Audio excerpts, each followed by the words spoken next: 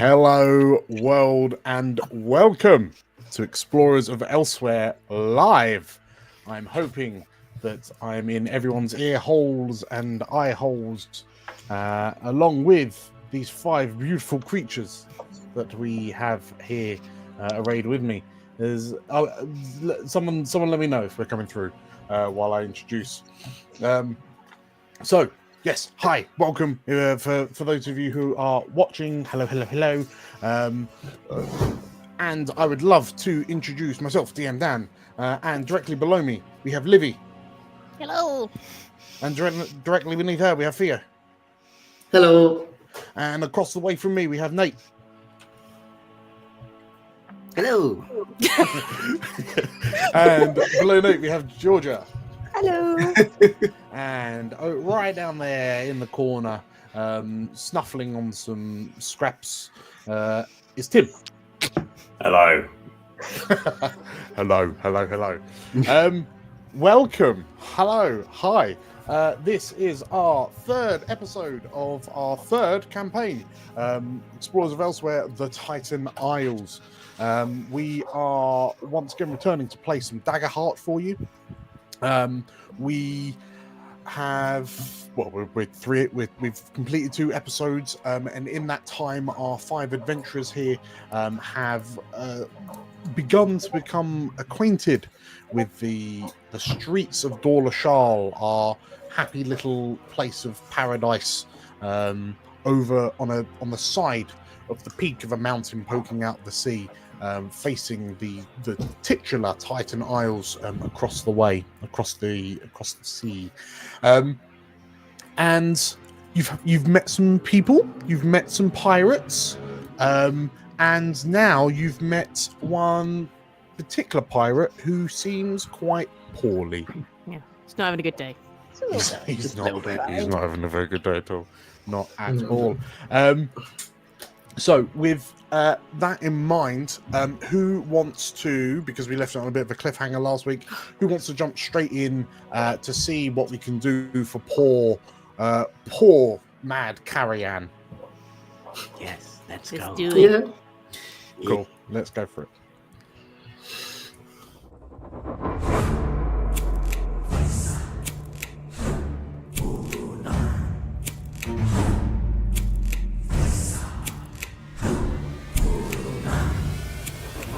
Hello, I'm Nate, and I'll be playing Griffin, a Sanguivar bard.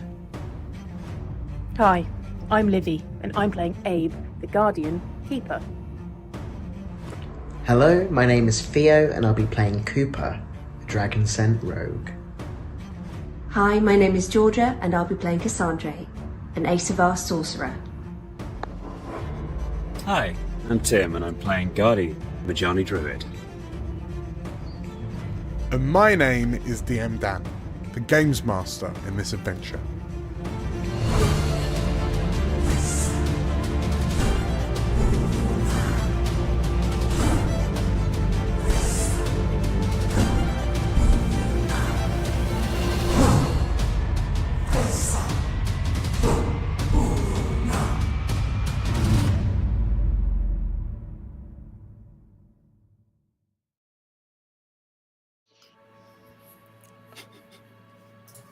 Many people wiser than that is the wrong intro.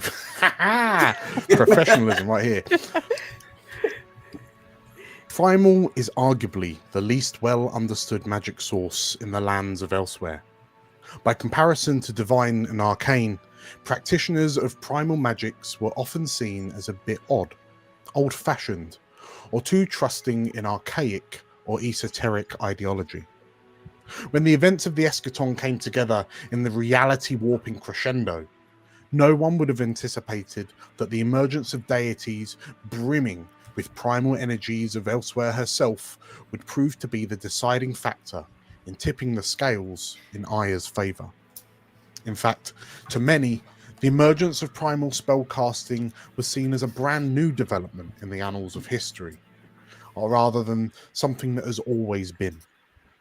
Due to the scarcity of well-considered knowledge of the primal, its effects on the world can be that much more breathtaking, for better or worse. what primal mana is truly capable of when wielded by gods, let alone mortals.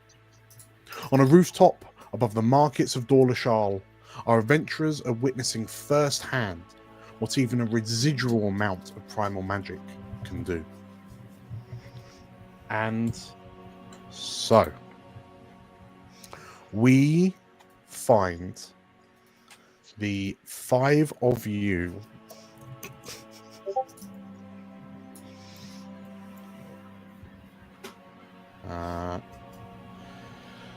spread between a rooftop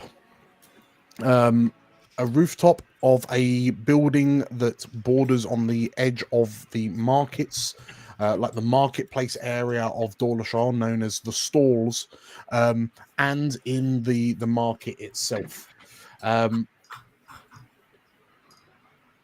We find Cooper and Cassandra, you are currently on ground level amongst the market stalls. Surrounded by sort of like the panicked cries and exclamations of the dwellers, the other citizens who in the marketplace. You can hear sort of like stall vendors kind of calling out to one another in confusion. The young keeper lady you've been introduced to as Clear Waters, she's stood behind you looking somewhat confused. But all attention is focused on the nearby roof, where astride a beautiful white-furred llama of impressive size, with a crystalline horn jutting from its forehead, sits Abe, our keeper guardian, and Griffin, our Sanguivar bard. Directly opposite you, now surrounded by this swarm of what look to be like living plants with kind of writhing vines and like thorn stems for limbs, is the pirate you presumed was once Mad Carrion, now horrendously transformed and mutated, his skin having turned to a hard, knobbled bark-like substance, these root-like, branch-like vines bursting from his chest, his arms, his wrist, his head completely twisted back at a angle that does not support the structure of a spine. His facial hair having turned into almost like a green vine-like ivy that's emerging from his face. And Mad Carrion has just released this noise that is shrill and hurts the mind. And with all that in mind, as Carrion the creature that once was Carrion releases this fearsome scream, I'm going to immediately spend one of my fear to activate and let me bring out the combat tracker. Of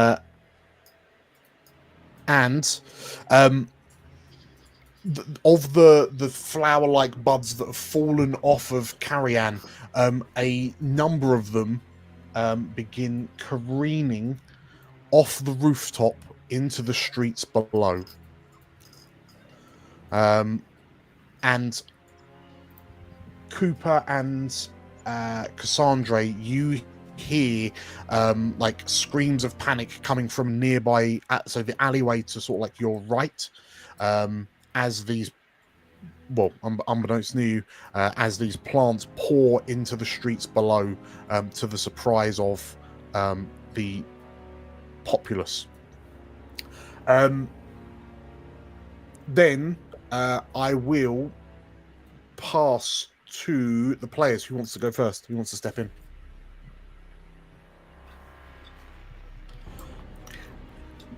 How many people can I do a combo attack with? Is it one, or can it be two if they're sitting on me?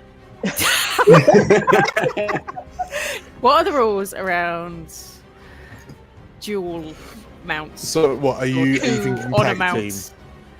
Can we do a triple tag team? The stack. Can this be done? You know what? If I mean, if not, I'm just going to trample these fools, so it's all good either way. Sure. I mean, I can do something that might make the decision a little bit easier if you want to do a tag team with Abe. Because I spoke with Dan about this because I wasn't quite sure how I could implement it. So upon seeing this, Griffin is just going to hop off and kind of smack you on the arse. Daddy, and go like, "You both got this. You both got this." And he sort of looks over down at Cooper and Cassandra as well, and kind of like go, "We've got this," like that. And I'm going to perform rally. So apparently, once per session, I can describe how I'm rallying the party, and everyone gets 1d6 that they can use for whatever they want. So they can use it. Let's see if I can find that in my character sheet. In 2 seconds. I believe it's for like attacks, damage. Yeah, there we go. Nice. So you've got an extra d6 dice that you can use for your attack, your damage, so forth. Incredible. Damage, tasty. Well, okay. So if everyone's now supercharged by Griffin, Griffin, do you want to take a turn to do something else while you're rallying? Oh yeah, let's do something. Let's go. Let's go for Griffin. While I'm rallying as well, I'm going to play an epic song on my concertina, and that makes all close range targets temporarily vulnerable. Okay. What range? Sorry. It is close range. Close range. That one. There we go. So which is basically all of the sproutlings and Carrion. So basically everyone on this rooftop. Yes. Yes. The song he's going to play is an epic song about, let's say about 5 adventurers, five explorers that took down a mage that had betrayed them, and took them down in a town somewhere far away. Okay, amazing. Okay, so there's as an epic song echoes through your ears. Tell you what, between Guardy and Abe, who wants to go? Because I'm smelling a tag team. Good question. Yeah, Livy, do you have a cool thing that you wanted to do separately, or do you want to tag team and squash this man? Let's tag team, and I'm happy to. Are you trampling? I have a trample attack Fabulous. I can use. Well, as you trample, Abe can slash, and we can do the old trample and slash. Hell yeah! Yeah. I'm just gonna run towards Carrion. Yeah, we're just like scything the weeds, hoping that our combined 700 pounds of weight will do something here. We can only hope. Okay, so it's officially Guardy's turn. So we'll switch it over to Guardy, and then Abe. If you're going to trample him, Livy, if you want to have Abe tag team along with Guardy, yes. Yeah, by all means, spend your 3 hope, and then. So how's this trample? How does it work? So I can move up to close range in a straight line and make an attack against all targets within melee range of the line. Perfect. Don't forget that vulnerable means that all rolls targeting those that are vulnerable have advantage. Ooh. As well. Yes. Lovely. So yeah, I'm just going the extra D6. Move forward with speed and intent. So yeah. Oh, sorry. There it is. How does it work with the tag team? So basically, someone tags in with you. So we if both you're roll and we tag take the teaming an best. attack, you Oh. both roll. We take the best, both and then heal you our add damage, your right? damage together if it's good enough. Amazing. I was a crit, so Nice. Oh no! Oh boy!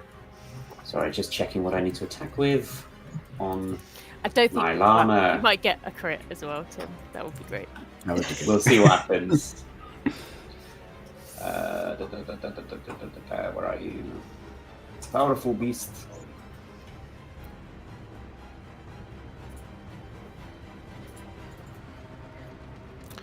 So okay, I've got it. It's strength. Yeah. Right, lovely. Yeah, in your mighty strider there should be a trample, like weapon. Item. There so is. Thank you. Advantage, yeah. So, yes, correct. Okay. So I'll move you through the throng. I guess we just spoke over the crit, though. I assume. I would argue, yeah. Can we take the crit, please, Dan?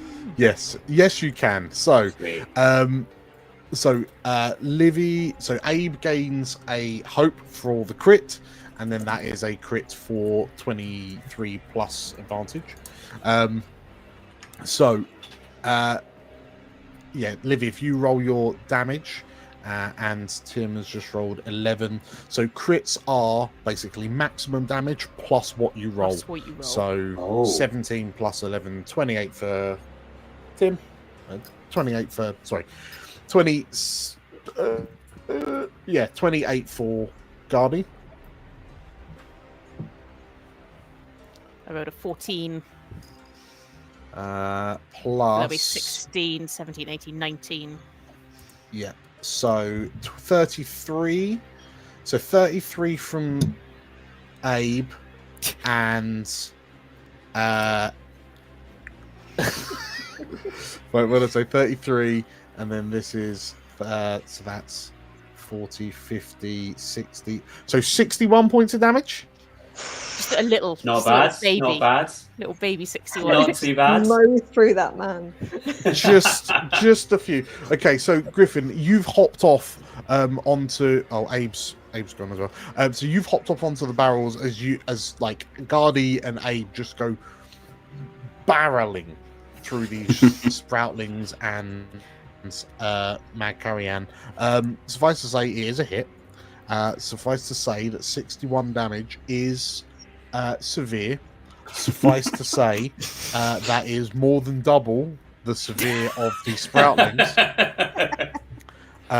So we will take 4 damage on the sproutling horde. So under your hooves, Gardy, no less than 8 of the sproutlings are crushed under hoof. Incredible. So Smash, there's smash. just 2 left, and then poor Carrion, he will also take 4 damage. Abe, as you swing with your ironically your wood chopping axe, as you swing at this bark-like man, and you lop. Tell me what the axe does to Carrion. I mean, how bad is he? Is he pretty bad? Well, you tell me. He's pretty bad. So the it is Abe's wood chopping axe, so it is very good at chopping dead wood.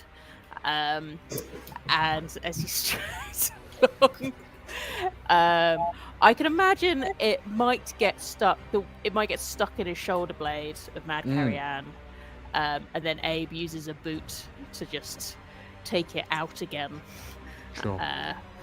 To kind of, as he comes along, kind of get stuck, and then he's like you would with wood, just kind of boot in, and then ready for Sure. In which case, with the momentum of you being carried into battle on Gardy's back, like as you plant your boot in like Mad Carrian's chest to retrieve your axe from his shoulder, you can see that Carrian's left shoulder has split. You've quite literally like split the log, and there is this dark. It looks like a dark redwood that's oozing this thick kind of oozy sap-like substance.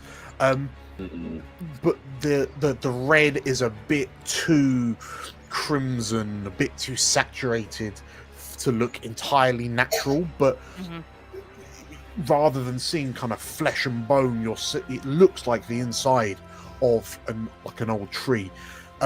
But then as you retrieve your axe and this sort of like red crimson sap flings into the air, you watch as the wound, such as it is, begins to dry up and harden at an unnerving rate, and this sort of like this new root-like growth bursts from the wound, to the point where Carrian's left arm just becomes more of a twisted knot of vines and branch. And as that happens, just real quick, I'm gonna trigger, because I should have done it earlier, a countdown loop. Actually, I will. What will I do? I'm gonna trigger that countdown now. So what have I rolled? Please roll. There we go. A 1. Okay, cool.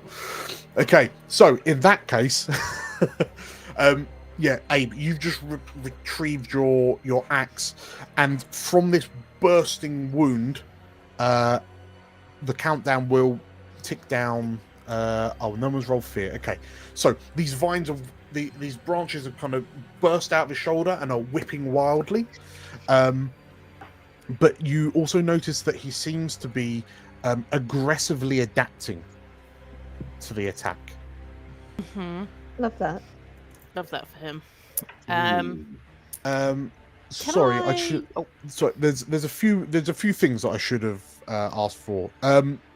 If I could, from Gardy and Abe, also, could I please have a knowledge reaction roll, please? Oh, I'm not very smart. I'm just a llama. Get that on a t-shirt. Okay, Gardy rolls a 9 with hope. Well, it's a reaction roll, so there's no hope or fear. Gardy rolls a 9, and what does Abe? And Abe rolls a 14. Okay, so both of you have unfortunately failed. Like you yanking this axe out of him, the fact that this Carrian seems to be kind of partway between tree man, like pirate. There's something not right here. But both of you need to deduct a hope. As this scene unnerves you, I believe. Livy, you're already zeroed out, but no, I got one rolling a crit, and then you got one. In which case, yeah, you'll lose that one. Can I quickly do something? Yes. Abe is gonna just pat the llama on its long, beautiful neck, and say, "Oh, that's the best llama ride I've ever had." And as we now have a soldier's bond, we both get 3 hope. Yeah. Oh yeah. Okay. Llama noise. That will. So that's moving the spotlight onto you for a moment. Do you want to do another action while you're there? What? Stroke him again, or DMs hate this one trick. Yeah, it's so true. So I'm. Can I make another attack? Am I allowed? Because that was like a tag team. So if we're moving the spotlight onto you, instead of I'm not going to be great at this.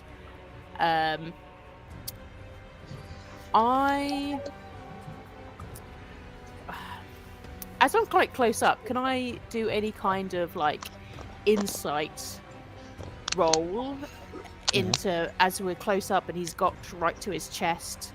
If Abe can see anything about this new trinket that was talked about around his neck. Yes, you can absolutely do that. I would argue that if you're kind of like in the heat of the moment, if you're trying to sort of like focus on a particular part of Carrie-Anne, then I will need you to give me another knowledge reaction roll as well, as his unnerving visage comes back for seconds. Yeah, you can absolutely roll the instinct check. 17. Was that the instinct or the? That was or the knowledge. That was That's the knowledge. The check. reaction roll. That's the Cool, reaction okay. roll. Sorry, to Sure, make sure. sure that I don't get scared. No worries. So in that case, you've now like there was that initial kind of flash of panic and revulsion, but your sort of like your psyche now seems to be kind of making more sense of what it's seeing. So you don't lose a hope. You have succeeded, and you will no longer be affected by Carrie-Anne's unnerving visage. So please, by all means, roll me an instinct check to see if you can find out what's happening with this pendant. A 15 with hope. You gain a hope. And that is high enough that you can see that, yeah, around, like, it's more kind of easy to see given that his head is kind of out of the way. But you can see what looks like this bone, or this like pendant around his neck that's comprised of, like, hanging from the rope, from the string, is like what appear to be like three wooden claws. And perhaps what draws your attention to them, well, what you tell me, what is it that draws your attention most to them as you spy them on his like collarbone? That they are pointing inwards. Yep. And they look like they are almost like vines of their own, but going into his skin. Like he's got vines coming out of him, but they're more like vines growing into his own skin. Very good. Okay, yeah, I'm loving that. So yes, it almost looks like these claws have pierced the flesh, but there's clear, almost like root-like protrusions growing under his skin, like the veins of a leaf. And on the three kind of wooden claws, there appear to be like slightly glowing kind of green runes that are just sort of like gently thrumming with energy, and you can almost see the energy being pulsed into him from this necklace he has around his neck. Very interesting. Very interesting. So, with that in mind, who I will say that there's one. I say, while this is all happening, Cass and Cooper, you can hear some sort of like panic screaming in the streets nearby. Do either of you want to jump in? I think Cass is very ready to start having an argument with Cooper, to the extent where she looks annoyed when things start flowing over the rooftops and panic screams come from behind them. She gets out her gun and she says, "Are you going to help?" Of course I'm going to help. What do you take me for? Are you going to help this time? If I throw you at something, are you going to help, or are you just going to stand there? What were you expecting me to do exactly? I thought it was obvious. If I throw you threw at me something... body on the floor. Yes, exactly. I'm There's sorry, no was I time for expected this. to tell you? Oh God, great. no time for this. We'll talk about this later. I think we need to go figure out what's going on with everyone else. Right. Okay. Come with me then. And she starts towards the panicked screaming alley. Sure. So I will say that your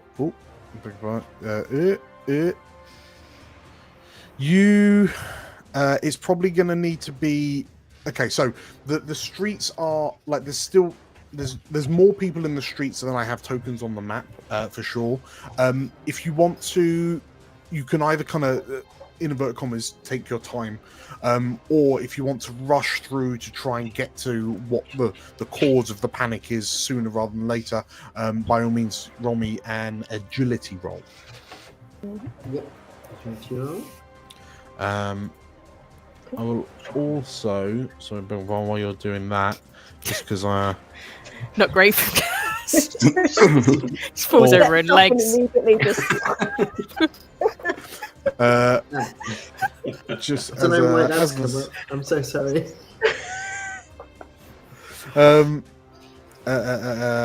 Sorry, if I just do this. Okay, so Mad Carrian's vines are preparing to whip. I'll come back to that in a sec. Okay, so Cass, you sort of like try to make your way into the crowds, and you just kind of like get caught up on a couple of kind of shoppers and stall keepers, and they're just sort of like bumping into you and kind of knocking you back, and you don't make much progress in the grand scheme of things. I'm going to take my fear, and then I'll also, like, as you're pushing through, you hear this like this blood chilling kind of scream coming from around the corner of the alleyway that you heard the panicked cries coming from. Cooper? Mm-hmm. Oh, actually, sorry. There was a fear rolled. Up on the rooftop, at the sound of the scream, I'm going to re-trigger Mr. Carrian, and he's going to. So those whipping vines that had erupted from his shoulder, they will. They basically swing out in a large sweeping motion, and I'm going to. So they immediately kind of fly out towards Abe and Gardy.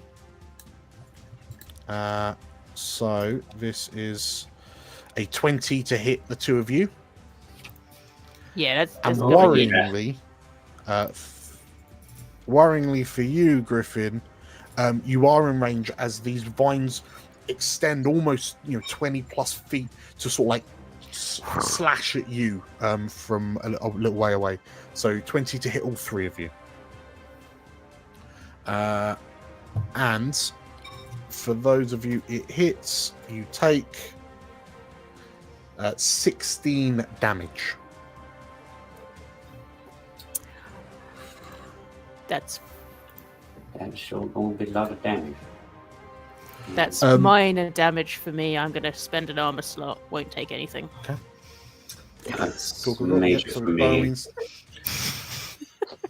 It ain't nothing. So, it ain't nothing to an Abe. Yeah, I'll spend an armor slot to knock mine down to minor as well. Minor, okay. And Nate, does that hit you for minor? What, major? That hits me for major, yeah. So I will spend an armor slot to get me down to a minor. Beautiful. Okay, in which case, so targets that Mad Carrion succeed against, so Griffin and Gardy, as these kind of vine-like claws slash at you, the suddenness, the shock of it also causes the two of you to lose a hope. He's a hope leech, this guy. Yeah. He is. And I've restarted the loop timer, so the vines then sort of like retract back into his Carrian's shoulder, and you can now see that they're beginning to sort of like grow and like re-energize over a short period of time. I will now jump back to Cooper. Hello. Can I see if Cass is struggling to get around the corner? Can I help her?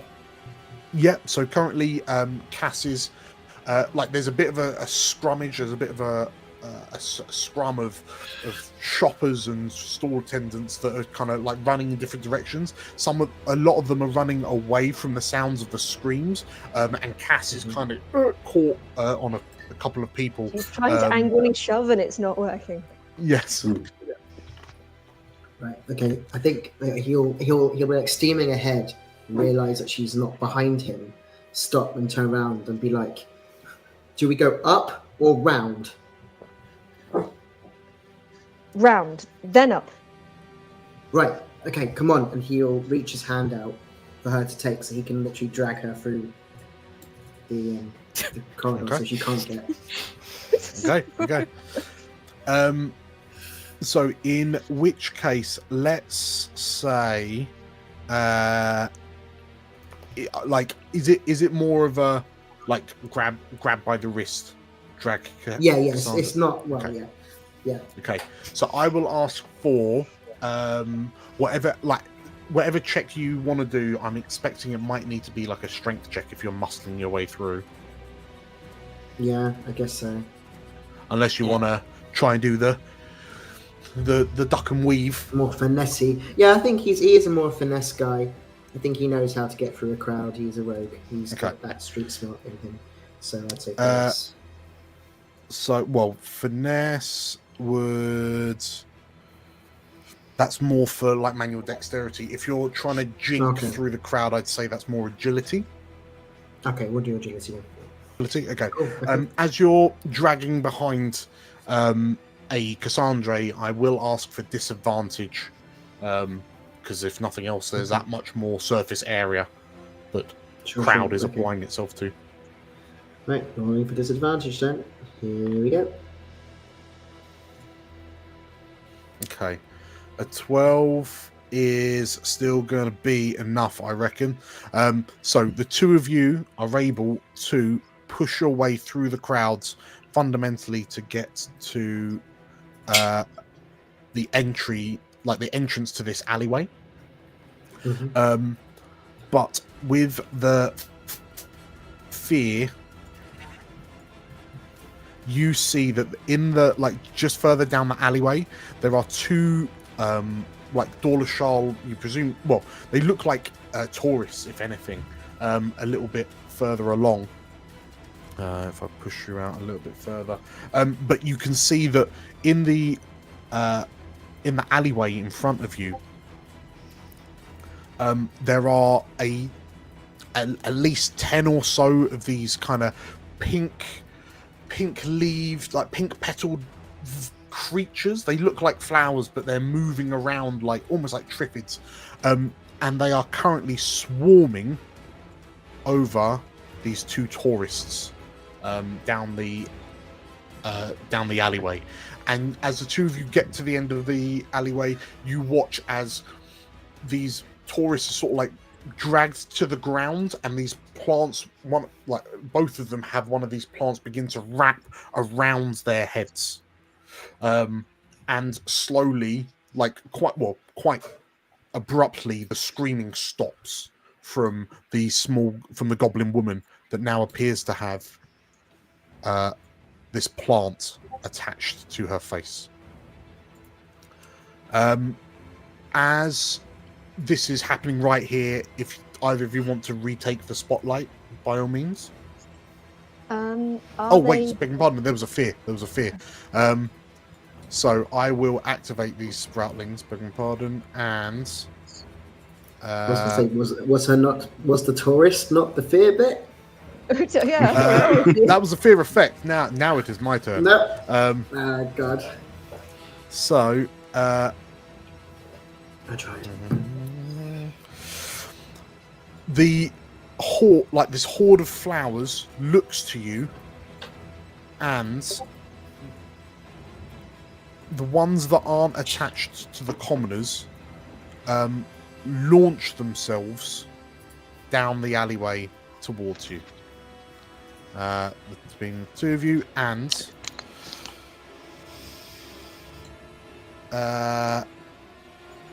let's go for...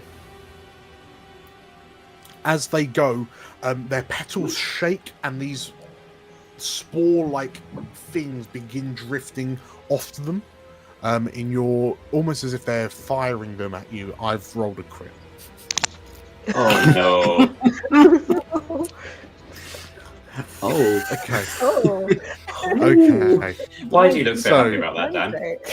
So you oh boy.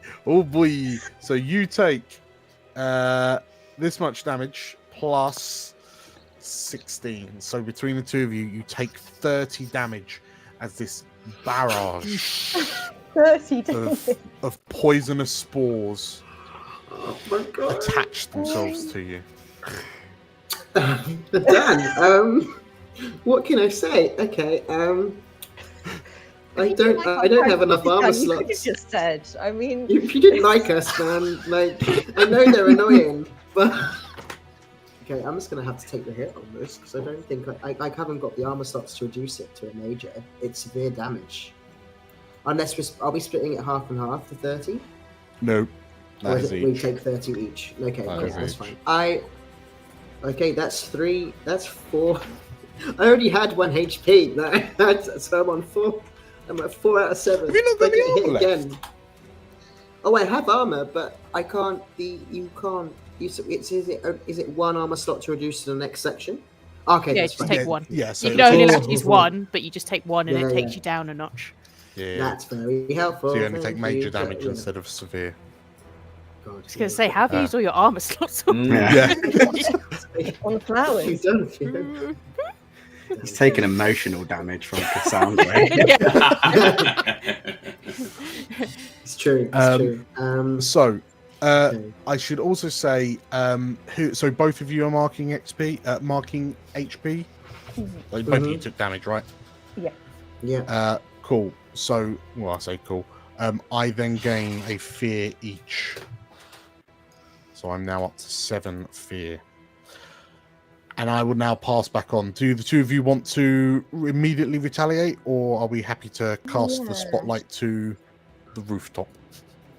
Are they within melee range? They aren't. Yeah, they're now fundamentally. There's 8 of these things just swarming you. In retaliation, can cast Preservation Blast. That sounds devastating. Absolutely. What does that do? So make a spellcast roll against all enemies within melee range. Any you succeed against are hurled into far range and dealt D8 plus 3 damage. Okay. Yeah. It's going to blast back a bunch of flowers. Wow. They're nasty flowers. They did some nasty ass damage. Remind me as a sorcerer what my spellcast roll. That's just a normal roll, isn't it? Your spellcast is instinct, I believe. Instinct, yes. That's a 12 with fear. Okay, bear with me 2 secs. 12 with fear.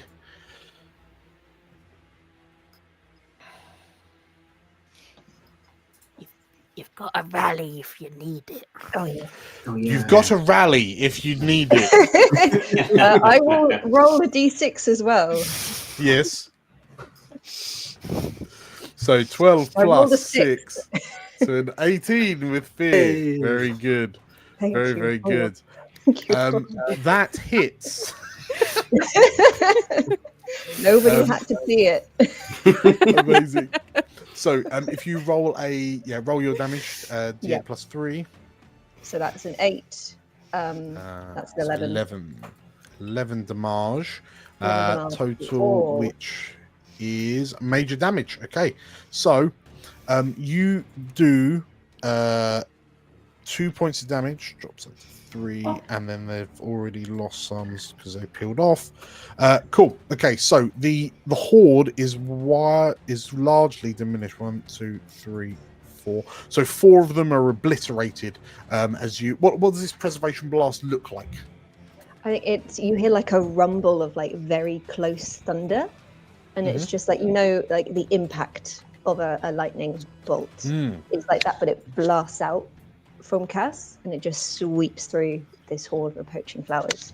But it seems to kind of sweep through Cooper without touching him. Okay. Amazing. In which case, yeah, like 4 of these plant-like creatures in front of you just sort of like disintegrate under the concussive force, and the remaining 4 are just sort of like blown away down the alleyways, carried by this incredibly strong, like blustery wind, as they kind of land near the 2 tourists that have been plantified. I will take this opportunity because way back when someone rolled with fear. Oh yeah, so for your preservation blast, you rolled with fear. Yeah.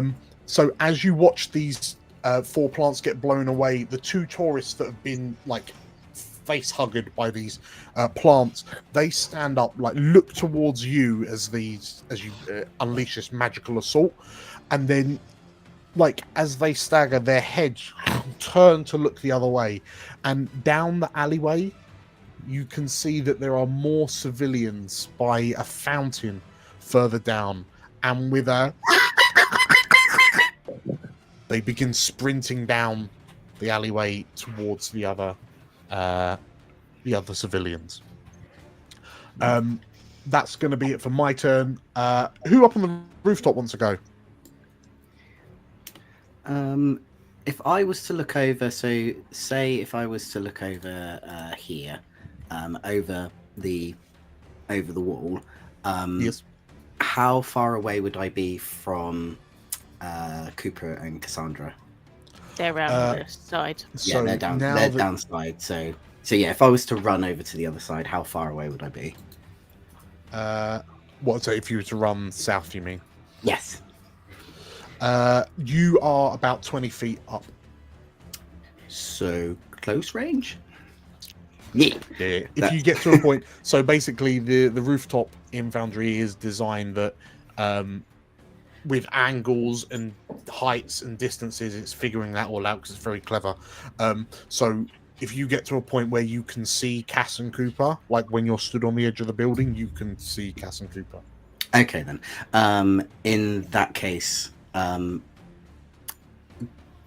Griffin is going to run south. He's noticed that they've been talking to each other. Like he's seen Abe and Gaddy sort of like completely trample all of these flowers and just kind of gone like, they're fine.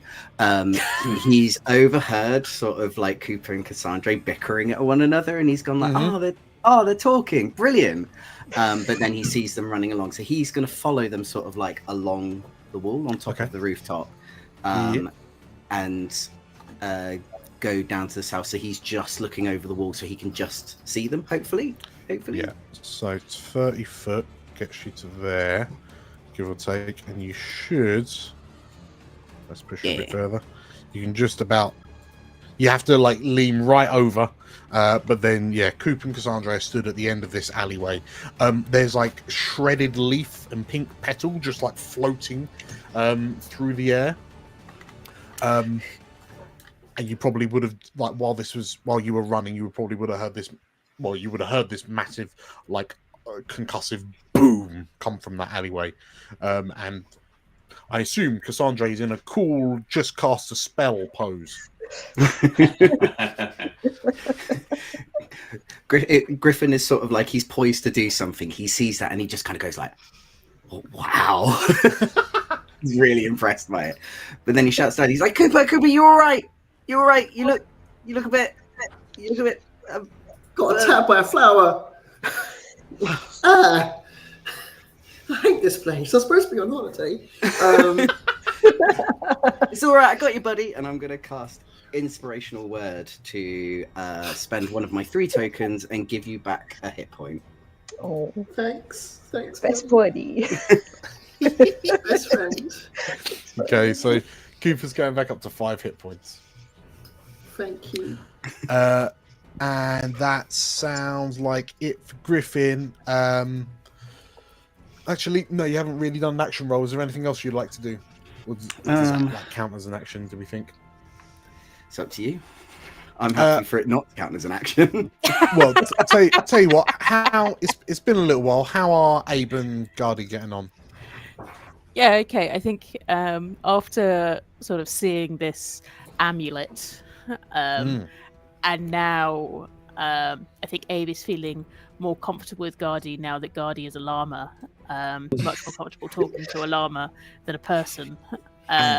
So he's explaining to Gardy about the amulet. He's going, "Oh, you don't think that's? I think that's what the problem is. Or you think he's got something around his neck and it's all like it is. You see it? It's all like."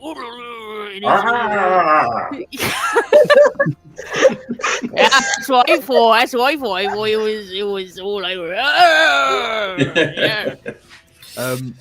As an aside, I apologise. I'm not doing very well keeping track on it.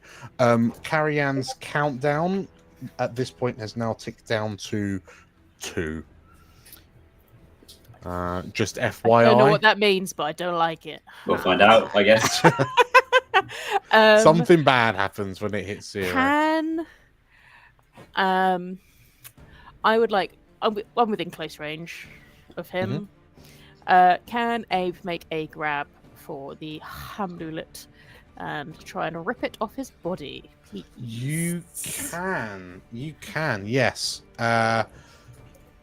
If it's a grab, I would... Well, you tell me what stat you're using.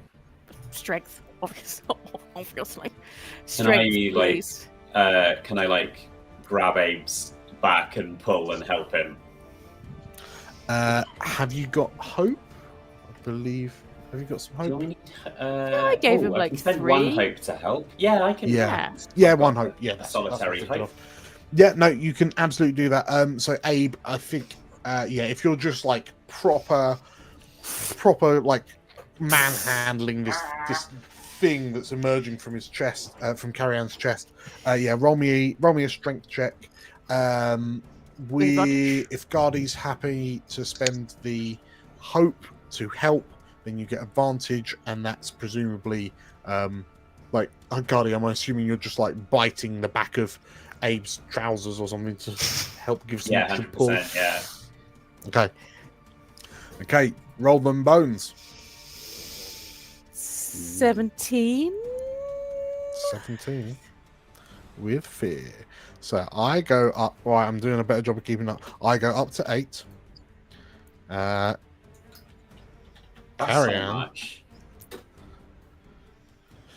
Carrie Ann counts down to 1, but you manage to get your fingers around this.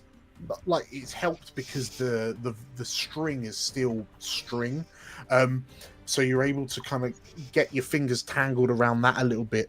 And on a 17, there is this this horrendous wrench, and it feels like you're tearing a large fist-sized scab from Carrie Ann's torso. I like that.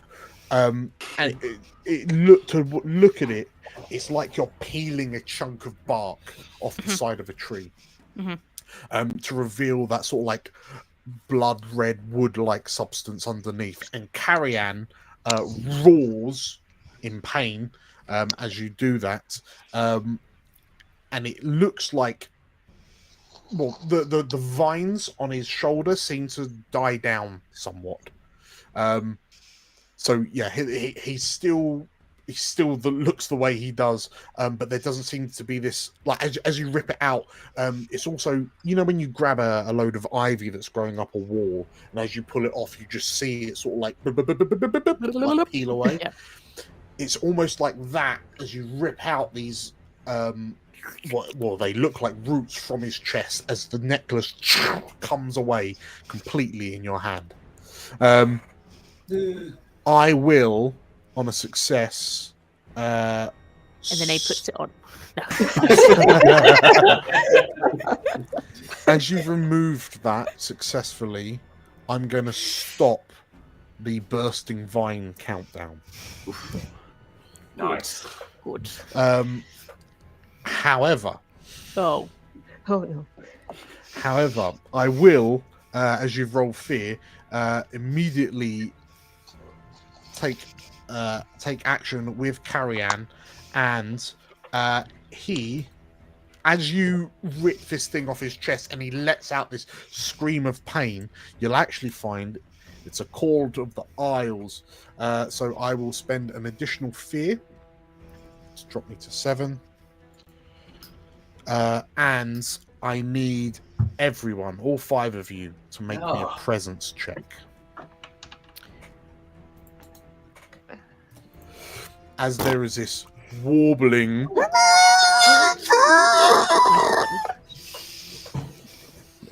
Oh boy. Oh boy. I did 6. I am. Oh boy. Okay, so we got enough. Okay, so Griffin, Cassandra, Gardy, you've all passed. The rest of you take. I can't roll it.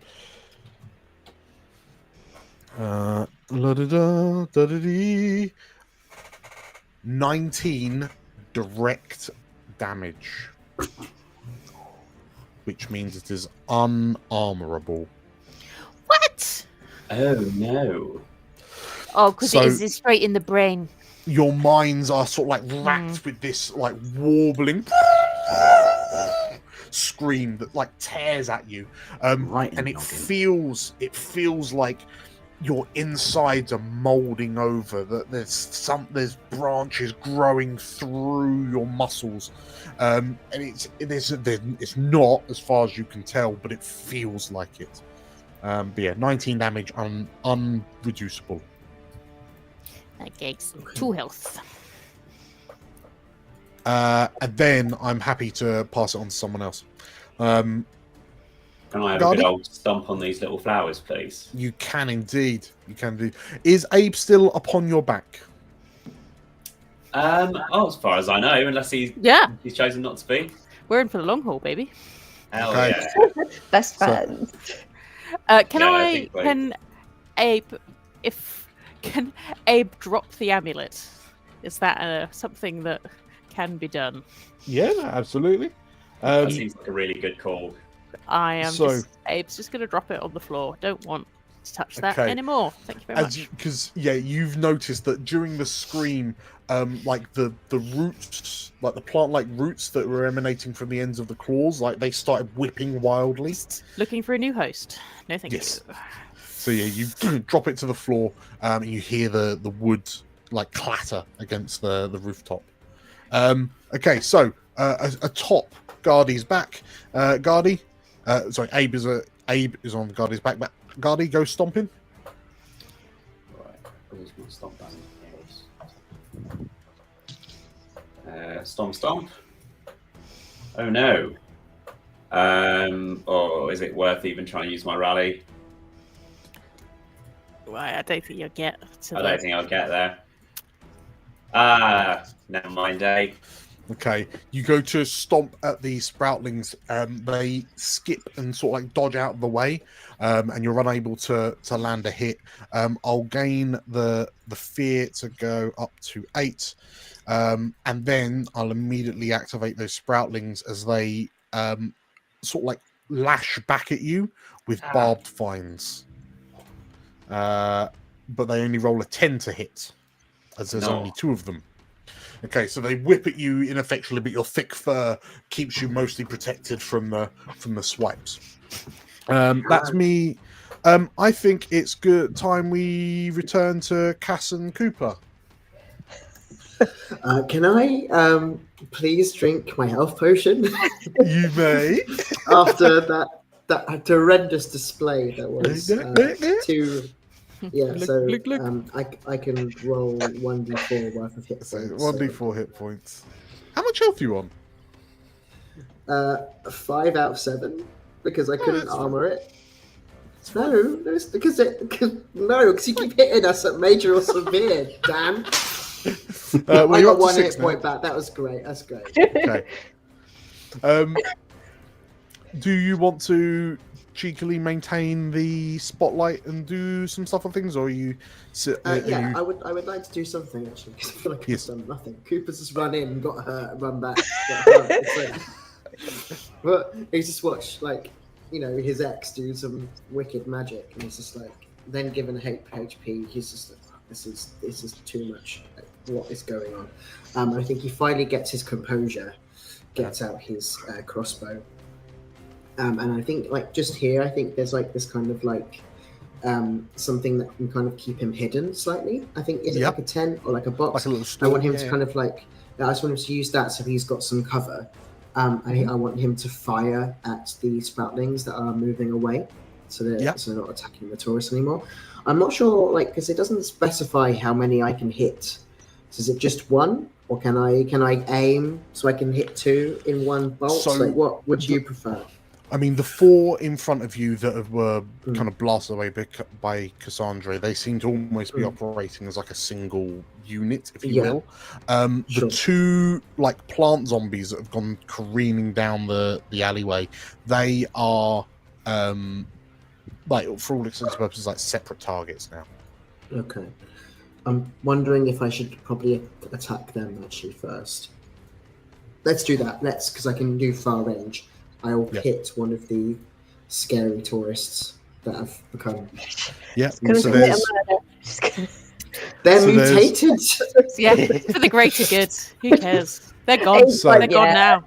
There's a goblin woman and there's a wolfkin man that are currently. Which one is closer to the other tourists? Because I can't. Upsettingly, they're almost equal distance. Okay, I will. They're both going to be a problem. The guy, I'll hit the guy. Okay. Okay. So, because I am slightly hidden, I would like to use sneak attack as well, please. Yeah, so that sounds good. Crossbow. How do I do crossbow again? Try to remember. Right, crossbow. Normal. Okay, that's an 18 with hope. That is a hit. Yay. And then I'm just going to open up my crossbow damage is 14. And then I get to add sneak attack on top of that, which is 7. So 21 damage. Okay. In which case, as you fire your crossbow bolt, you get to your hiding spot. Time slows a little bit as you fire the crossbow. You can almost see it careen down the alleyway between the 4 sproutlings that are sort of trying to regain their composure, and there's a thunk as you hit. Whereabouts on the wolfkin man does your bolt strike? I aim for the head. Sure. I aim to take him out as quickly as possible.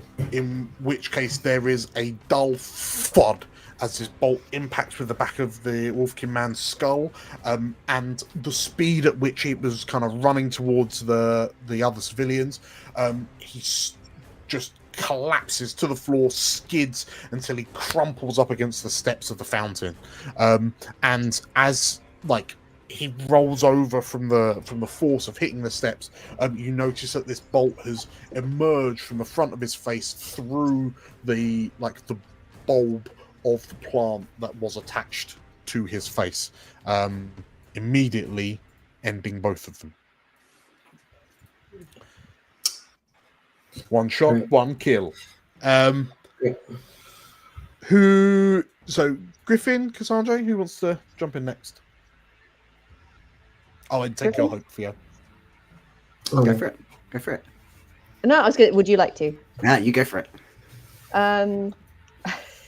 I think seeing this, Cass will follow suit, and she will aim for the other plant zombie. Okay. I think there's a sense, even if it's true or not, that if the zombies get to another group of people, then they will continue to infect. Someone's seen the film. Yeah. So that is she will bring out her pistol. And that is a 20 with hope. 20 with hope. Roll for damage. Damage, attack. I'm missing myself. I can't seem to find... If you trust me, I can roll for damage. Yep, sure, I trust you. Unless it's really low, then I don't trust you. 12 damage.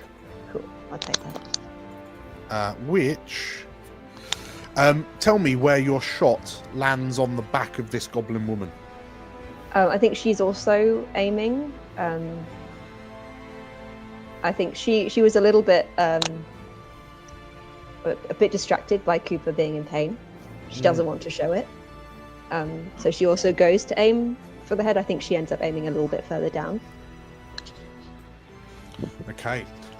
In which case, as you level your pistol, I can only imagine that there's a moment where the camera's looking back up the alleyway at the two of you. Cooper, you on sort of like one knee, crossbow aimed, and then Cassandra, you pistol extended, as the bolt and blast like fly down the alleyway and strike these two like plant infected simultaneously, as the goblin woman goes skidding to the ground and also collides into the side of the fountain.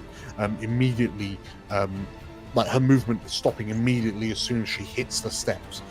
As you like check your shots to see if you were successful, and you realize you were, you see that flanked by these two bodies is another like young goblin woman, in a sort of like a pink, like a quaint little pink dress, and like she looks up to you, like she's splattered somewhat by by the innards of these two like infected, but like she looks up to you, like the blood's tinging her sort of like auburny hair, and like she's shaking and quivering slightly.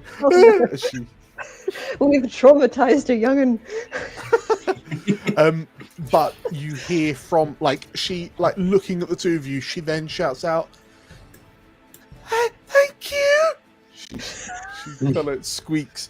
Cassandra, you take your hope if you haven't already. Thank you, I shall. Who's going next? It sounds like Griffin. Griffin's not been for a while.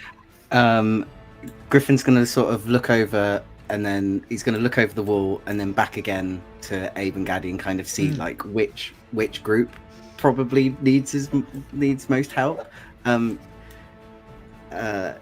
Gaddy, who was it who just attacked you a moment ago after you did your turn? Was it? It was them little fellas. The little fellas. Yeah. In that case, Griffin is going to join you guys. That is, and he's going to come up close, and he's going to give one of these fellas a whack with his cutlass. Okay. So that is... I'm still in my spell book. Get out of that.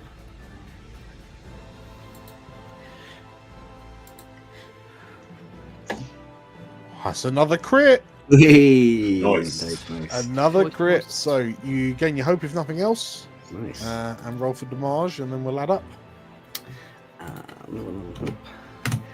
And that will be... So the total damage will be 16.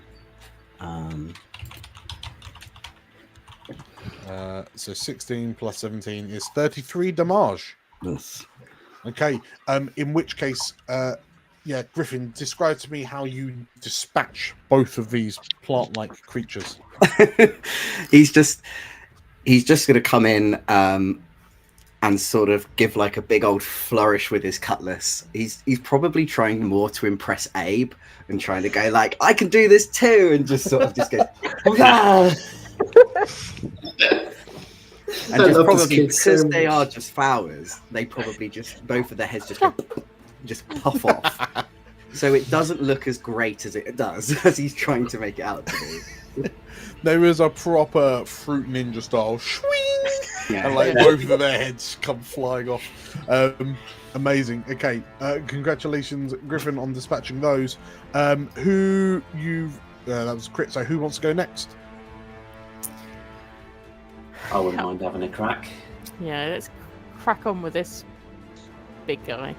Well, I think I'm gonna rear up to de-abe myself. Okay. Sorry, Abe. And as I come out of rearing on 2 legs, I'm turning back into man version Gaddy. Okay. Whoa! Look at that. I'm gonna run over here because I've heard there's combat afoot. I want to see what's going on. Okay, so as you run to the edge of the rooftop, you can go a bit further. So you can see Cass and Coop in the alleyway, striking a real Charlie's Angels style pose, and there are you can see a number of more of these kind of sprout-like creatures, the ones that you saw kind of leap off earlier. Amazing. Is anyone? Can I count everyone as being in close range? Do you reckon? What with the drop and stuff? I reckon. Yeah, close enough. Sweet. All right. I'll mutter some druid stuff. Plunge my staff into like the planter next to me. Okay. Yes. And some green streaks will go down my staff into the ground and then pop up as magical plants around everybody. As I will cast a spell. Don't worry, it's fine. Don't worry, these are good ones. Cool. So, everybody gets a hit point. Yay! Thanks, man. Amazing. Okay, so if you do that, I am going to somewhat cheekily spend a fear, and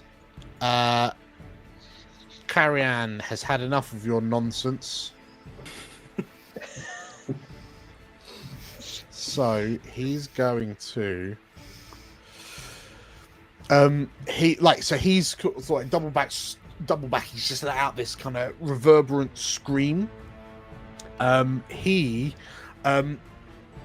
as he sort of like hunches, he slumps forward.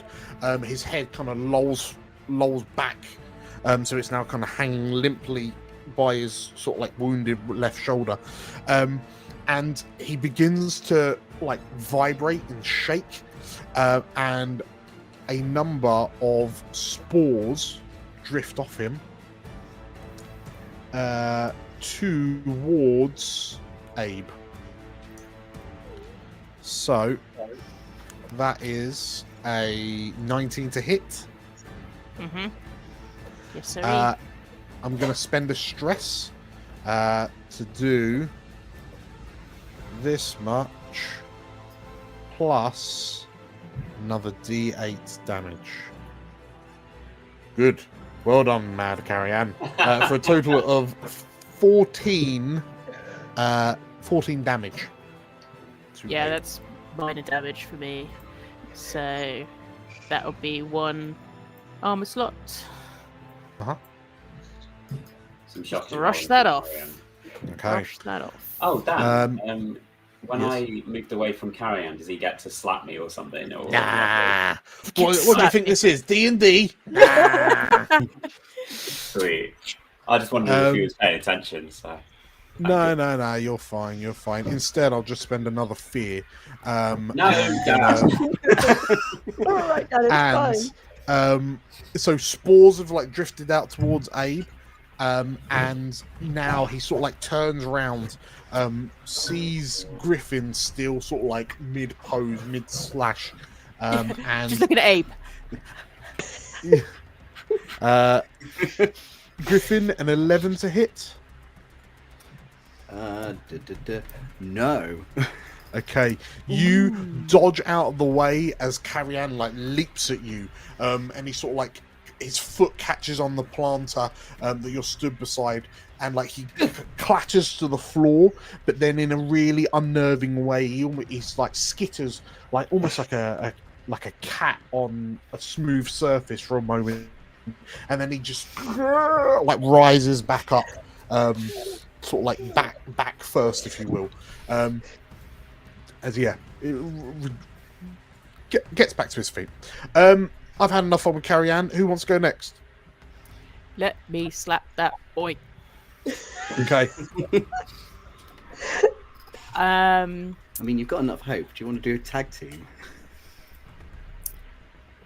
Well, you'd have to. I've already tag teamed, so I can't tag team again. You'd have to tag team me. No, I don't. So I've tag teamed because I tag teamed with. I spent my hope to already tag team. If that makes sense. So. It's fine. So I would give you a compliment, but I've already done that today. And Abe only has one compliment. One. Day. And it's one a day. Griffin. And it's not for Griffin. You're not a llama. So. Or not.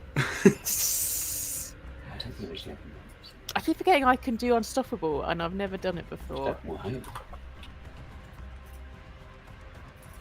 Unstoppable. Unstoppable. Are you gonna unstoppable? I will unstoppable. Let me get Okay. that up for So, everyone to if you see. click that in, I will set your unstoppable die to 1.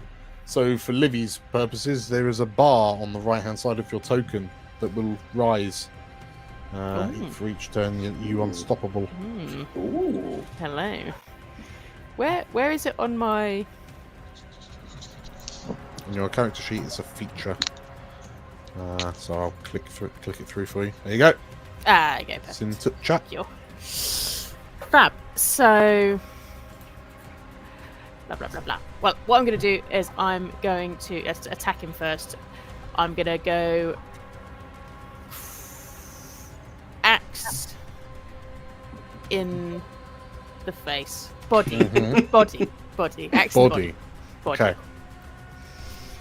So that would be my this one. That'll be my this one. So that is a hit. With hope. With hope. And then Beautiful. roll your damage. And then damage is rubbish. Can I use my rally dice, please? You can. So 7 plus 1 is 8. Okay, so you take a large swing at Carrie Ann, and his body, right? You put a light gouge across his chest, and Carrie Ann sort of like reflexes away from it slightly. That is minor damage. Can I add on? Oh, it's if I another spend plus a 1 hope? because of your. It's another plus 1 for your unstoppable, so it's 9 damage. Can I spend a hope to headbutt him? You can. Fab. I'm also going to headbutt him. Sure. Okay, so you're at 9 at the moment. So let me get this one up.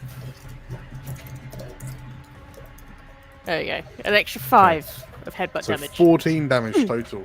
So as you swing with your axe, like you use the momentum to drag your head forward, and your head, boom, impacts with Carrie Ann's forehead that's kind of like loitering around his shoulder blade anyway.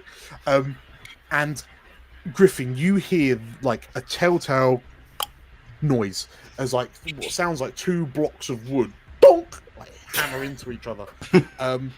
That is minor damage. Dunk. So as an aside, just while we're here, bear in mind if anyone wants to sort of like double turn, if it makes like narrative flow sense, by all means. So given that Abe's just gone unstoppable, if Abe wants to take another crack. Let's go for another crack then, shall we? Okay. Another crack. We're gonna go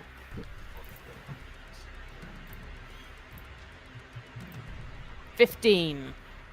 15 is a hit. Fab. With a fear. With a fear, I go up to 7. And a 7 for damage. Okay, that is minor damage. So Carrion drops down 1 more hit point. I will take this opportunity to, as you're like wailing away on Carrion, I'm gonna move the drama to the sproutlings, and having just been blasted away by Cassandra, the 4 remaining sproutlings turn to see the civilians cloistered around that fountain, and then they begin to head in that direction. Impressively, luckily, they are about 5 foot too far away to reach the commoners, but so that's going to be their move. Who would like to take the next go? Can I blast them with my crossbow, please? You may. Thank you. Can I just say, before you blast them, I feel like there's like this little moment of genuine panic when the healing flowers emerge around them. Like, oh, Cass is like bashing them away from has Cass seen Guardy's magical plants before? I don't. Because I think people will definitely be like, "What the hell is this?" But We probably haven't been in a situation where we need to like Yeah, get healed up in a hurry before, so I think we've been in any major fights. Yeah, No. sure. I suppose Cool. the number of times you've been in scenarios where plants are theoretically trying to eat you is also quite limited as well. Quite limited. Yeah. Yeah. Okay, well, But okay, yes, Coop. Right, do your I'm thing. gonna crossbow these things. So again, I'm hidden, so it should be, if it hits, that should be good. So normal 25. Nice. That's a hit. Big boy. Big boys. I'd like to add, so I can add my sneak attack, which is useless. Can I also add my rally, please, which is my 1d6 dice as well You may. for damage. Yeah. Have you haven't rolled for damage yet, have you? Yeah, that's the 4. Oh no, I Sneak haven't rolled attack, for isn't it? damage. Yeah, sorry, that's me being silly because I haven't got it up. So at the moment, there's 5 damage plus whatever I roll 5. now. Plus 9. so 14. 14 in total. Okay. Coop, Mhm. as you what's going through your mind as you see these 4 zombie plants seemingly sprinting towards these civilians? Well, it's the same little girl that said thank you to us earlier, and I think Yeah. it's just like no, no way. He saw what the other 2 became, which is basically Okay. mindless and running. So he's trying to make sure. In She's which alright. case, as you take the breath to steady your aim and pull the trigger, describe to me how this one crossbow bolt skewers all 4 of them. With amazingness. No, I feel like because it looks like the street kind of narrows, so they have to kind of be in one little huddle together. So it's in a line. I don't think it takes that much to kill them because they are just flowers. So I think Cooper just very carefully takes the breath and just waits. And he just has to keep waiting and has to kind of focus until they are just in line, and then lets the bolt go. And then, yeah, as you say, it just skewers them all, and then they just hit the fountain steps all together. Okay. Just like that. In which case, as these 4 flowers become kebabbed upon your crossbow bolt, this poor little goblin girl lets out another scream as this crossbow bolt rattles across the like rattles off the fountain steps by her right foot. And Coop, you're able to take another breath in as like time dilation stops and you kind of go back into the present, and you manage to pull off the shot, and the civilians have all been saved. Good. Apart from the two that we had to kill. Apart from the two that got murderized. Take your hope on a job well done. Who up on the rooftop? Well, actually, Cass, is there anything you want to do while you're down here? Or are you happy to pass the camera back up to the roof? I think she's just gonna look at Cooper like very impressed very briefly, and then she forces it down. Amazing. Well done. I think Gardy. We'll pan the camera slightly up to Gardy. Whoa.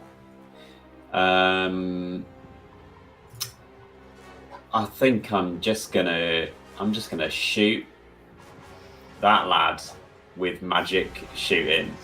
Yes. When in Yeah, doubt, I think shoot. like I'm trying to modify my usual attacks that would usually be like, you know, about increasing the vitality in the target potentially, and trying to like figure out how to turn off some of these plants. Let's see. So so as an aside, just bear in mind your short staff that you're equipped with is a very Final Fantasy. You can wiggle it around your head and bolts of magic will fly out the top. Oh yeah, for sure. I mean, that is a ranged weapon. Pew. 16 with hope. 16 with hope is a hit. Roll for damage. Hurrah! And describe to me what this what this barrage. What flavor of? I presume it's primal magic. Yes, yeah. So it'll be primal magic, and it kind of looks like shadowy vines, but almost kind of like looking at a film negative in the air. So that's going to whip out. Hopefully, do a little bit to him. I have a mighty 9 damage. I'm gonna chuck my rally on that. Okay. If we can tip it over. Was that a D6? D6, yeah. 6. So 9 damage plus For 13. 13. Okay, so these primal blasts slam into Carrion and he's knocked a few steps. The bark absorbs the majority of it. That is minor damage. No. Drops another hit point. You've rolled with hope. So yeah, who do you want to maintain? Do you want to keep hold of the spotlight? Do you want to pass it on? Let's pass that on to my boy Griff. And in the meantime, I'll just lean over and say, "Mad fella's still ticking up here." Okay. As you shout that down to Cooper and Cass in the alleyway, Griffin, what are you doing? I think he's just about to take another slash with his cutlass after seeing Abe go properly royally rampant on him. Just as he sort of lifts up his cutlass again, he sees this sort of blast of primal damage sort of come from Gaddy, and he just kind of goes like he just sort of gives a thumbs up, and then he's going to make an attack with his cutlass. I've been terrible at remembering this, but as you lift your cutlass to take a swing at Carrion, please roll me a presence check. What? Oh, would you like a retrospective presence check from me as well? Yes. Please. Excellent. Guardy is fine. So you are done with Carrion. You fear him no longer. And Griffin, you also fear him no longer. Okay. You've seen Abe take chunks out of this guy. So yeah, you're fine now. Yeah, by all means, start swinging. Start hacking away. An 11. I'm going to also use... I'm just going to double check. Your rally. Yes, I'm also going to use my rally. Okay, very good. 5 to make it a 16. 16 with hope. Hits. Roll for damage. Nice. Nice. It's a nice little 15 there for damage. 15 is minor damage. You strip off another hit point. Carrie-Anne, like there's dents, there's chunks missing out of the bark. Like they're oozing this like dark red, like sap-like material. But yeah, this Carrie-Anne is refusing to drop. You've rolled with hope, so make sure you've ticked up that hope. But as you do like slash into him, I'm going to steal the spotlight to retaliate against you, Griffin. 12 to hit. Meets it, beats it. Meets it, beats it. You take 16 damage as he slashes at you with the vine, like the branch like claws on one hand. And then I'm going to spend another fear to activate him again.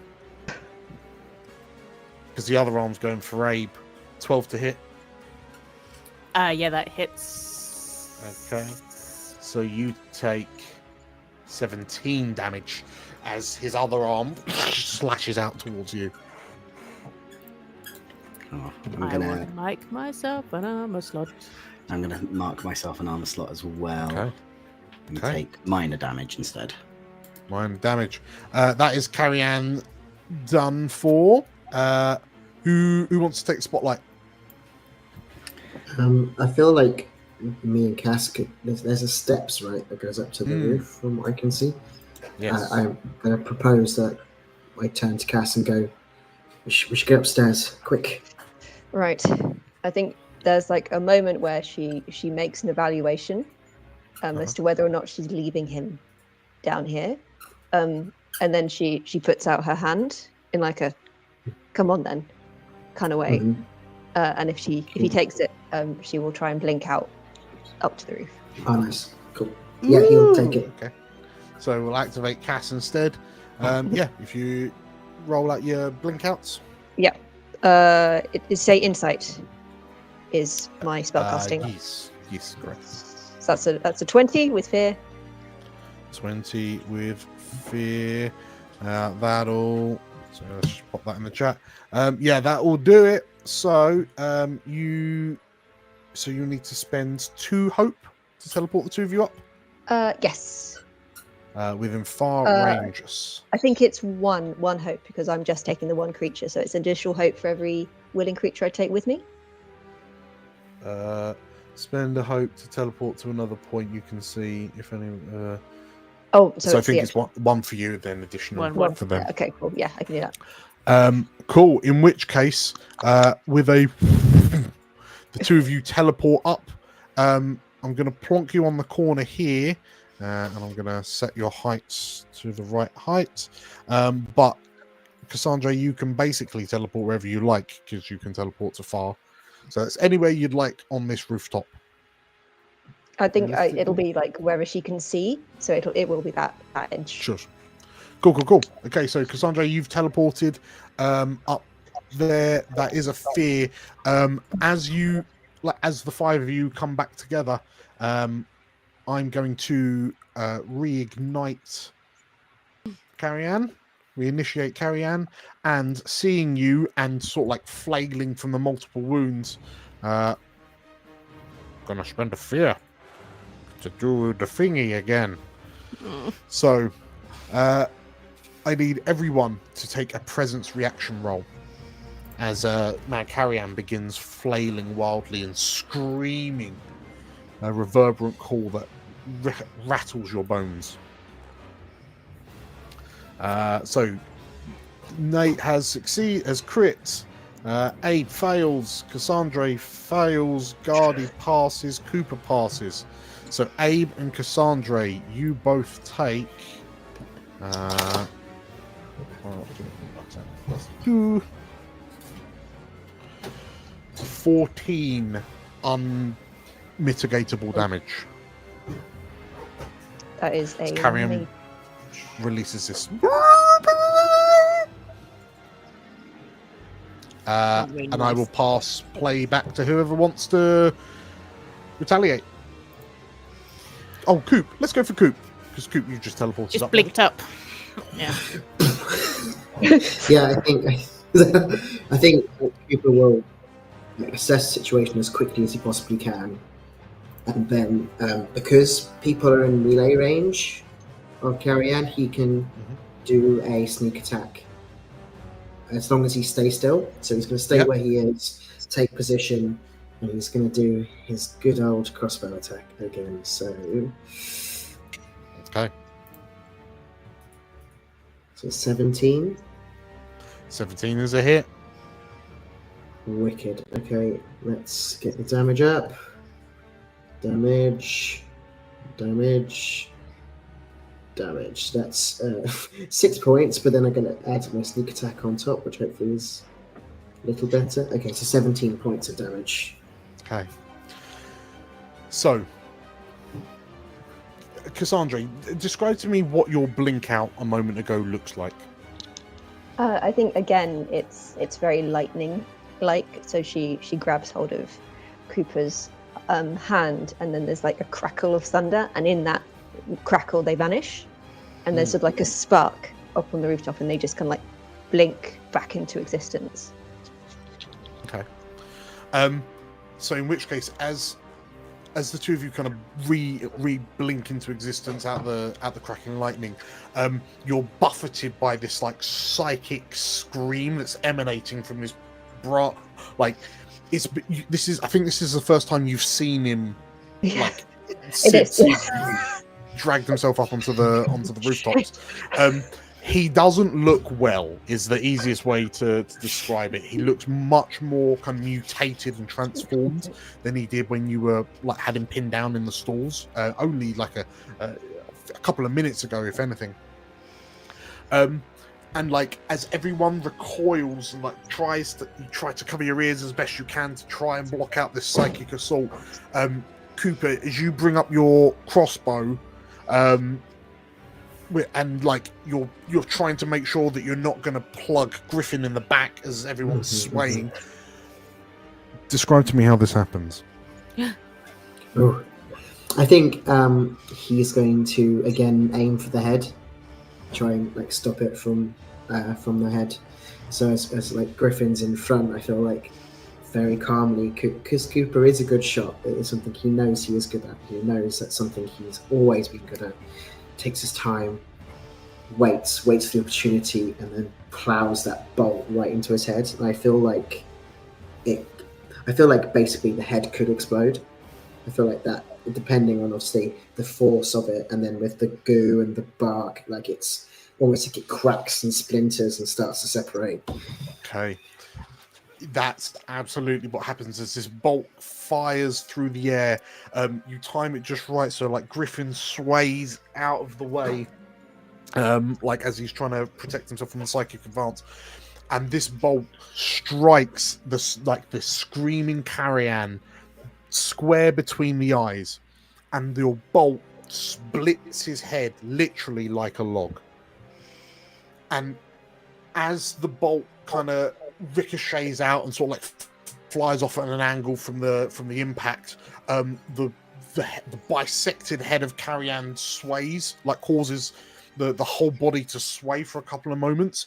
The scream immediately stops, and everyone you're able to catch your breath as the psychic scream immediately finishes, and Carrion staggers for a few moments before seemingly turning to regard the five of you, and then one leg gives out and he collapses to the floor. And as he lands in a crumple, Abe and Griffin, you take a step back as you watch as the corpse begins to it begins a process of rapid growth, like vines and like vines begin bursting out of the wounds and almost wrapping them up like a cocoon. And then within a matter of moments, it begins to mulch and molder until it just becomes this blood-stained mess on the floor. And Carrian has been defeated.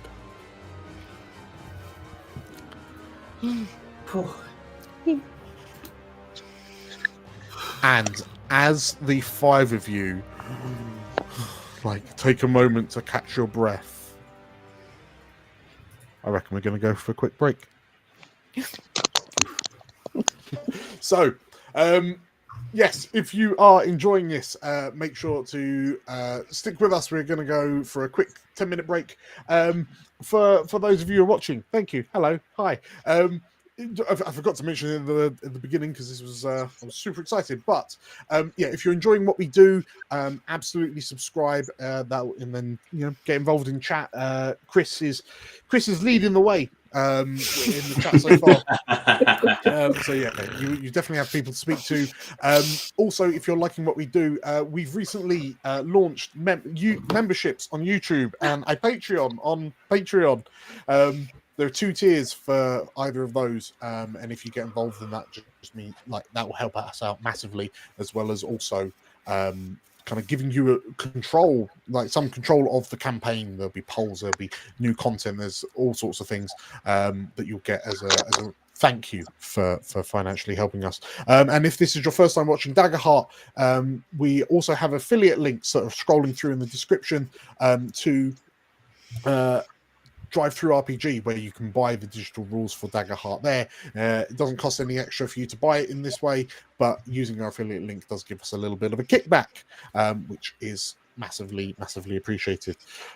Right, these 5 look sufficiently frayed and stressed, so we're going to have a cup of tea after all of that. Quick tea break. Blimey. We will be back in 10 minutes. See you soon. Catch you, guys. Bye. Bye.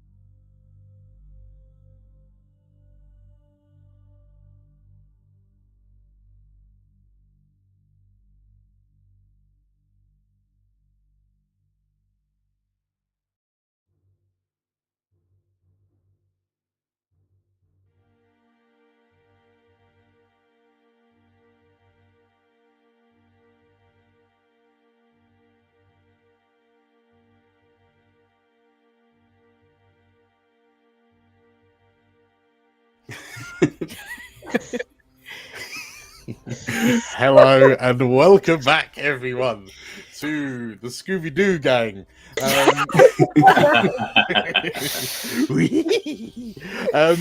Hi, I'm DM Dan.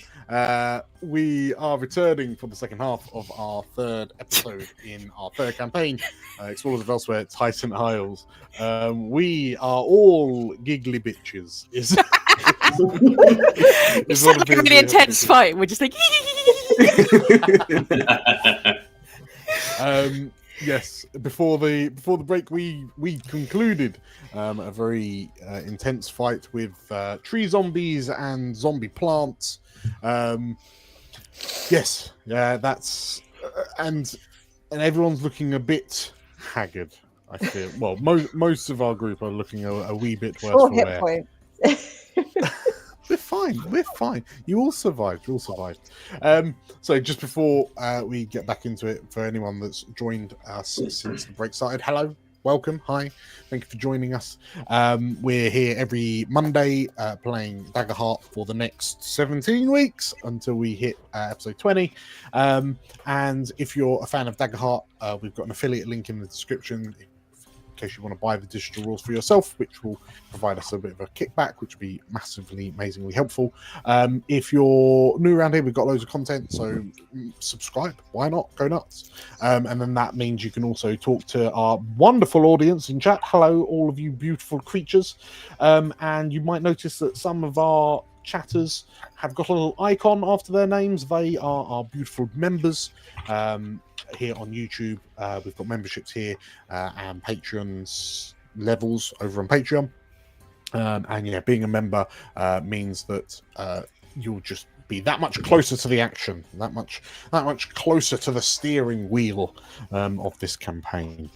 But yes, with all that in mind, we return to a rooftop in the stalls of Dawlishal. As the five of you, like, heavily panting from the recent exertion, the mouldering bloodstain of what was once as the vines are withering away, you've noticed reveals an almost it would be a pristine wooden skeleton if it weren't for the numerous injuries, like evidence of the injuries that Carrie-Anne had sustained during the fight. But if you hadn't seen where this had come from, you might have expected it to be some sort of macabre but artisanal wood carving art piece of this Lorivar man's skeleton arrayed on the floor in front of you.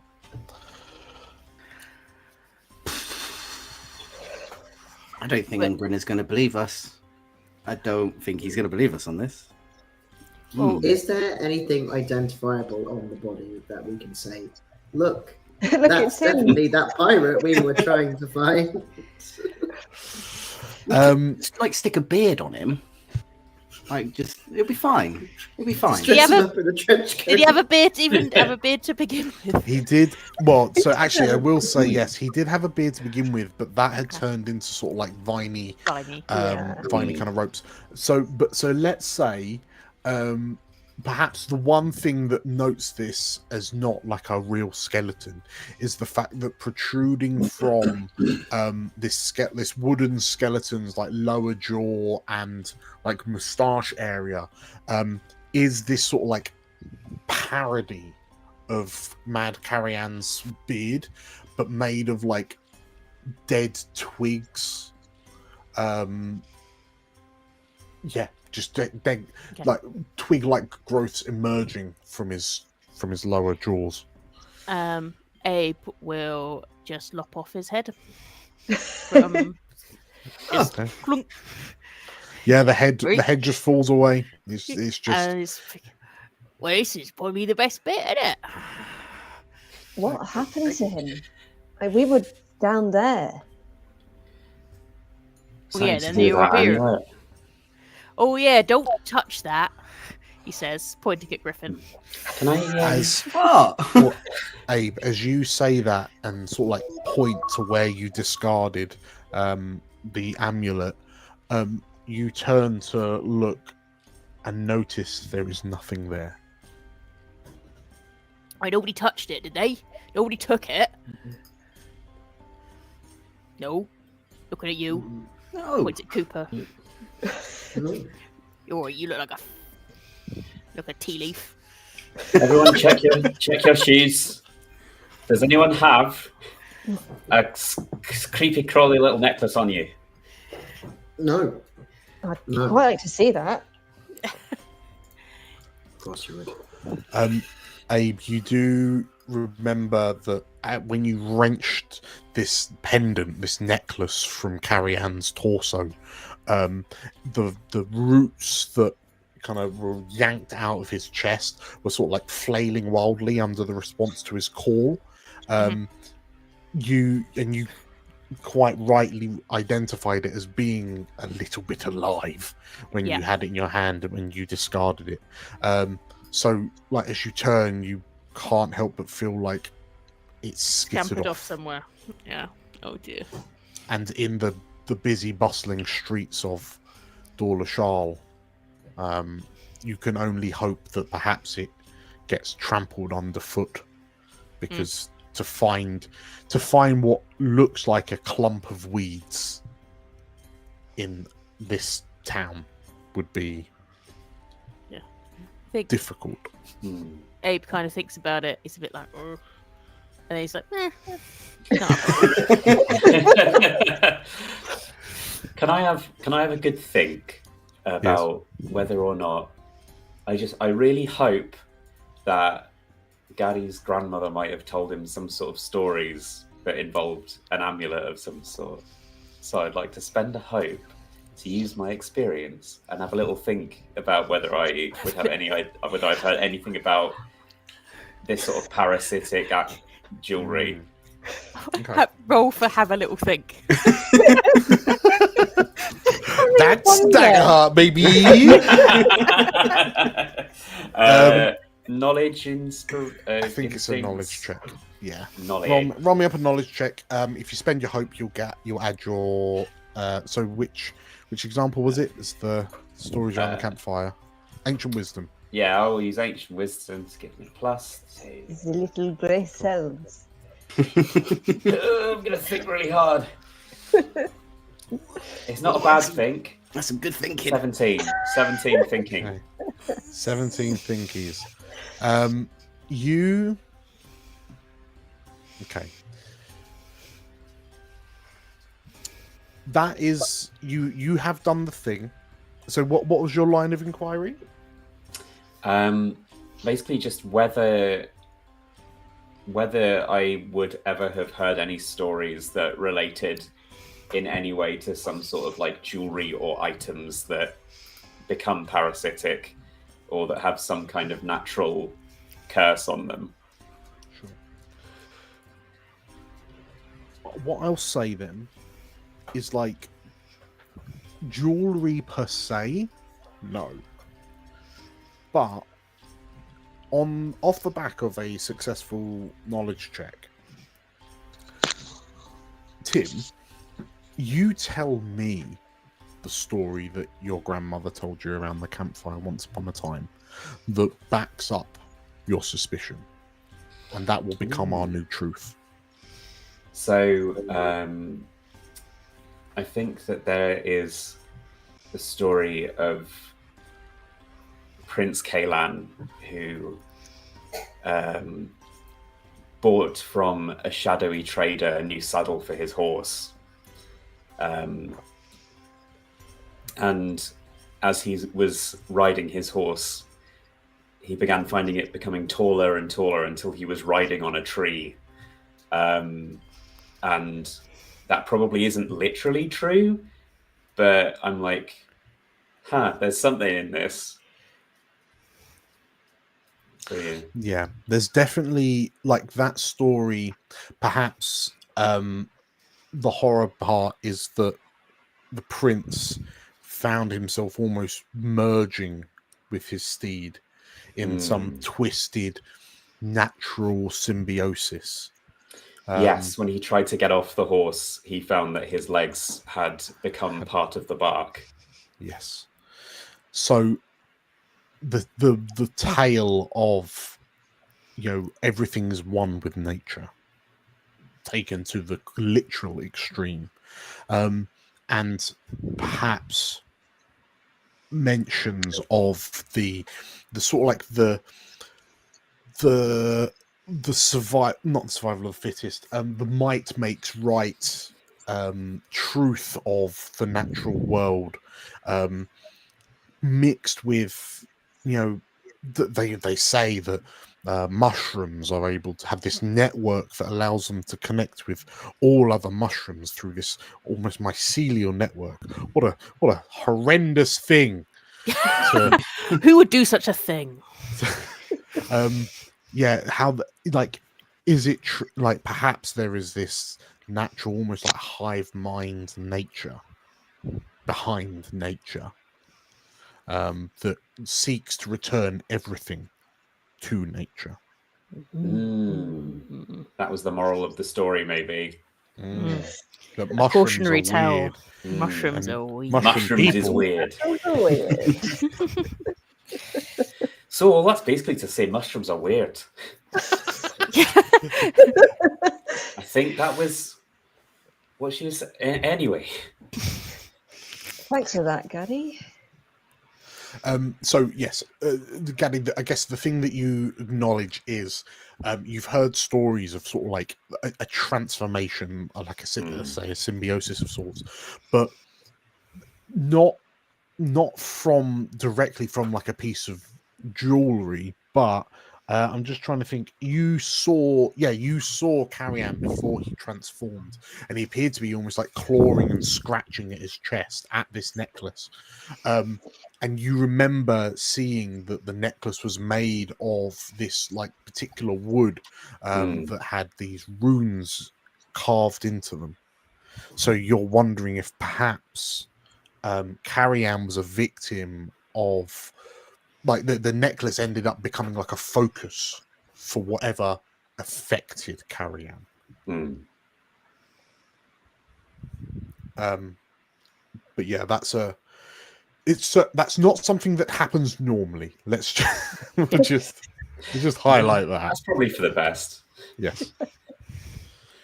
With this kind of worrying knowledge in mind, as the five of you make your way down off the rooftop onto the streets, there is there's the murmurs of confusion and like the pensive, like, is it safe to come out, from the various civilians, and seeing the five of you descend, a couple of people kind of recognize your faces from the skirmish just a moment ago, and it's them, they just saved us. And you see the commoners who are by the fountain rush over to you, and before long the five of you are swarmed by the civilians of Dawlishal, all kind of celebrating your success, as you're kind of cheered. And Cass and Cooper, as you sort of like are buffeted by all the celebrations, you notice that sort of like stood near the back of the crowd, perhaps it's you, Cooper, as you've got that slight kind of height advantage, or maybe you're stood on the steps coming down from the rooftop, but behind the crowd, sort of like sheepishly looking like she wants to get in, but she can't because the crowds are being a bit too kind of raucous. You spy that little kind of goblin, that small goblin woman, that young goblin woman in the pink dress, who you saved twice. The two of you saved twice. And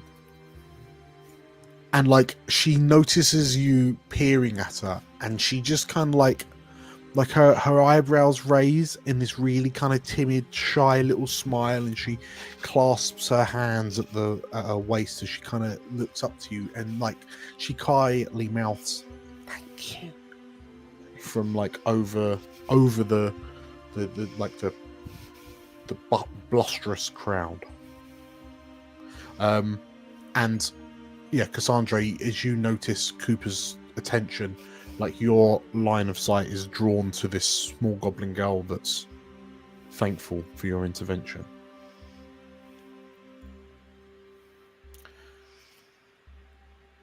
Are the 5 of you just kind of lapping this in, or are you pushing off? I think Abe's just trying to Abe, who's currently covered in sort of a mixture of blood and sap, is sort of palming a wave through. You know, "Hey, get out of the way, get out of the way!" And he's just kind of smearing bloody sap on people's faces as he's kind of just face moving them away. Just like, "Hey, get out of the way, get out of the way." Yeah, Gary's probably just using Abe's wake to like cut through the crowd. Nobody's here, nobody's here, nobody's here. Griffin is behind Abe at the same time, and he's just like talking at Abe about how great that was. He's just like, "Wow, that was absolutely amazing. You sort of just went oh, like that, and then you went like that, and then I just kind of went ha ha, and I went like that." Like you're just paying no attention. Yeah, Abe just keep continuously walking and just not really noticing anything. He's got one thought, which is get away from all these horrible people as quickly as possible.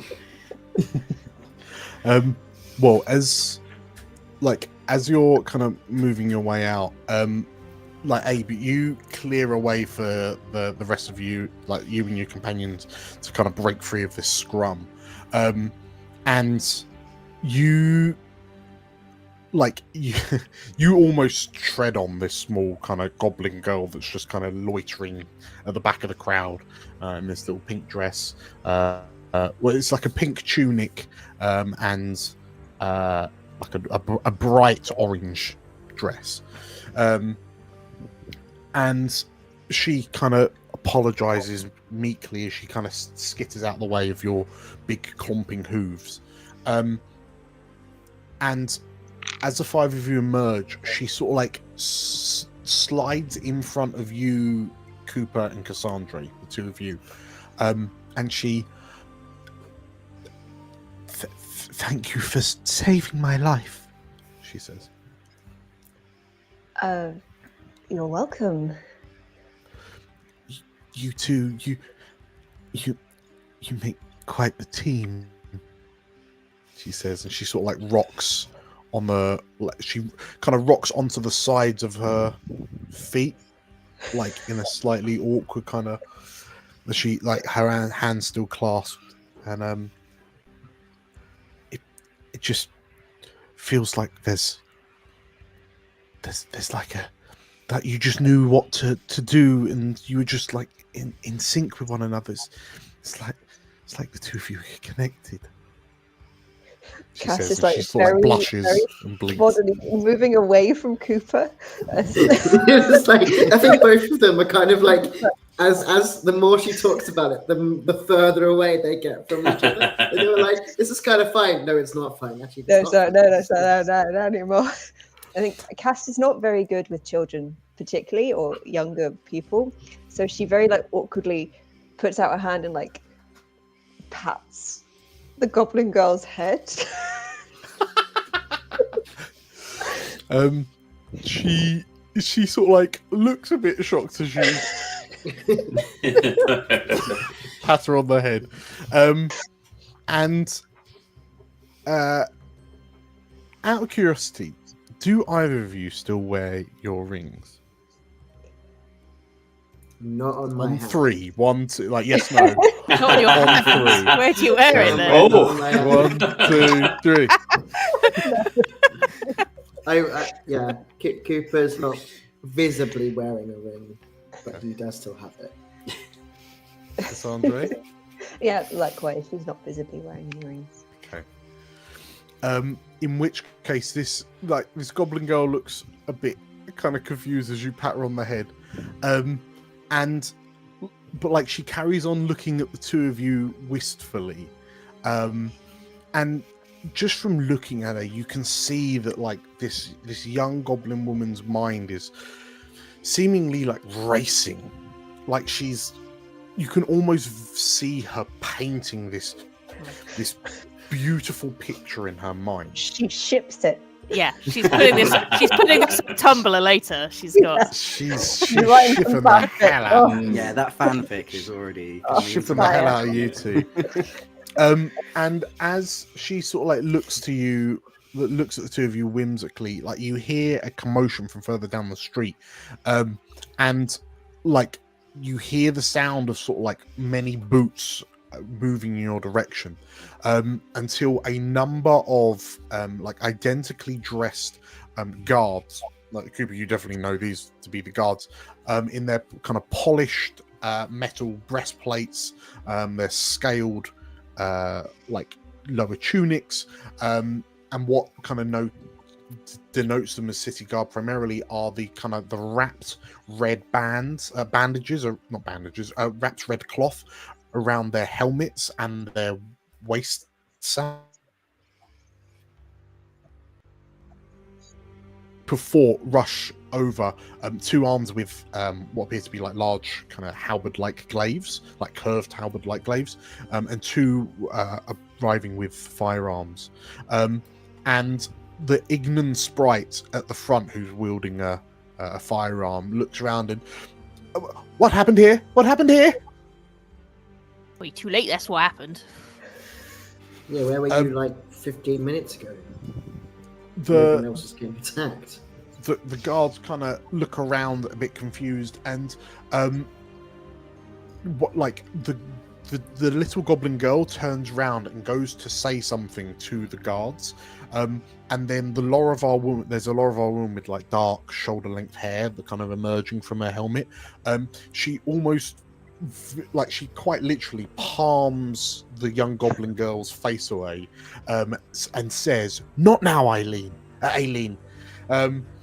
And as she sort of like pushes this little this goblin woman away, she just Aleen just kind of just shrinks back into herself slightly, and you hear the crowd start to sort of like murmur, "What is that hopeless Aleen? Oh, bless hopeless Aleen. Are you lost here? Do you know? Are you lost?"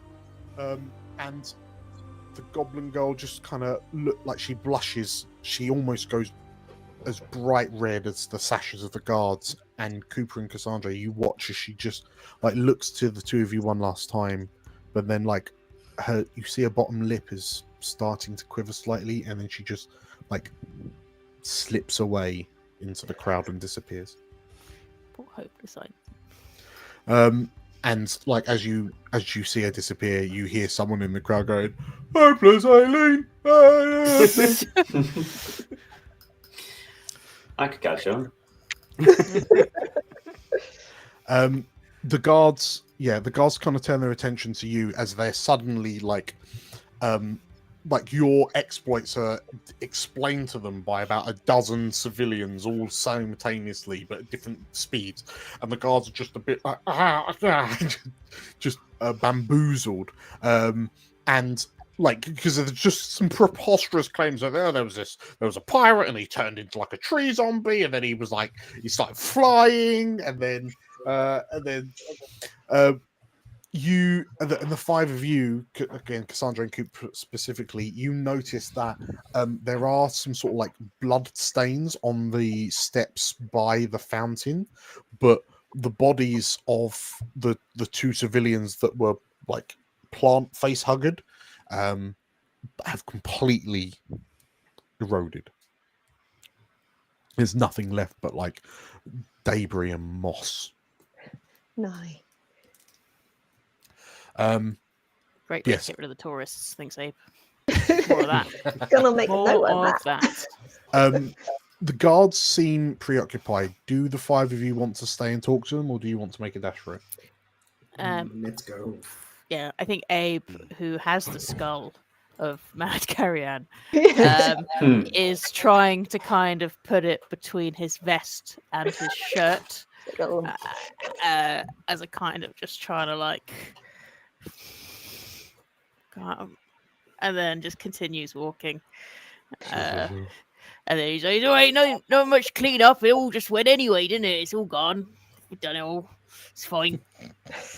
Okay. What much? Well, the five of you are able to definitely break away from the guards, and the guards can't really follow because they're currently being mobbed by this appreciative crowd. Where are you heading straight to the Bountiful Parlay to report back? Absolutely. Okay. So, in which case, as the five of you make your way across town to the parlay, it's like it is realistically it is night now. So the sun has set, and as you like head east along the Noble's Knot, this road, like the street that runs from one side of Dawlishal to the other, you can see that like some lights are turning off, other lights are turning on, and the town just kind of takes on this wildly different kind of ambiance, and they're like it's a bizarre mixture of kind of calm and serenity as you can hear off in the distance the sound of the sea washing up against the docks. You can hear the sound of like late night seabirds cawing overhead, mixed with the sounds of like, well, the closer you get to the Bountiful Parlay and sort of like the pirate side of town, you can hear more kind of raucous noises from revelers and gamblers and drinkers as they begin pouring into the various gambling dens and taverns and other establishments of the night. But yeah, you eventually make your way into the Bountiful Parlay, the tavern where you once met Boss Ungrana. And like very quickly you are kind of noticed, you are taken to the same kind of back room that you first met the Boss Ungrana in, and you find the imposing kind of dark skinned pirate in the same kind of pose that you found him originally. So sort of like slumped in his well, when I say slumped in his throne, there's still this sort of like power and authority that radiates out from him in the low light, as he looks to you, and yeah, he like you see his eyes kind of twinkling in the darkness, illuminated by the candle, like the torch sconces around the room, like his eyes open wide, like slightly wider, as if waiting for your report.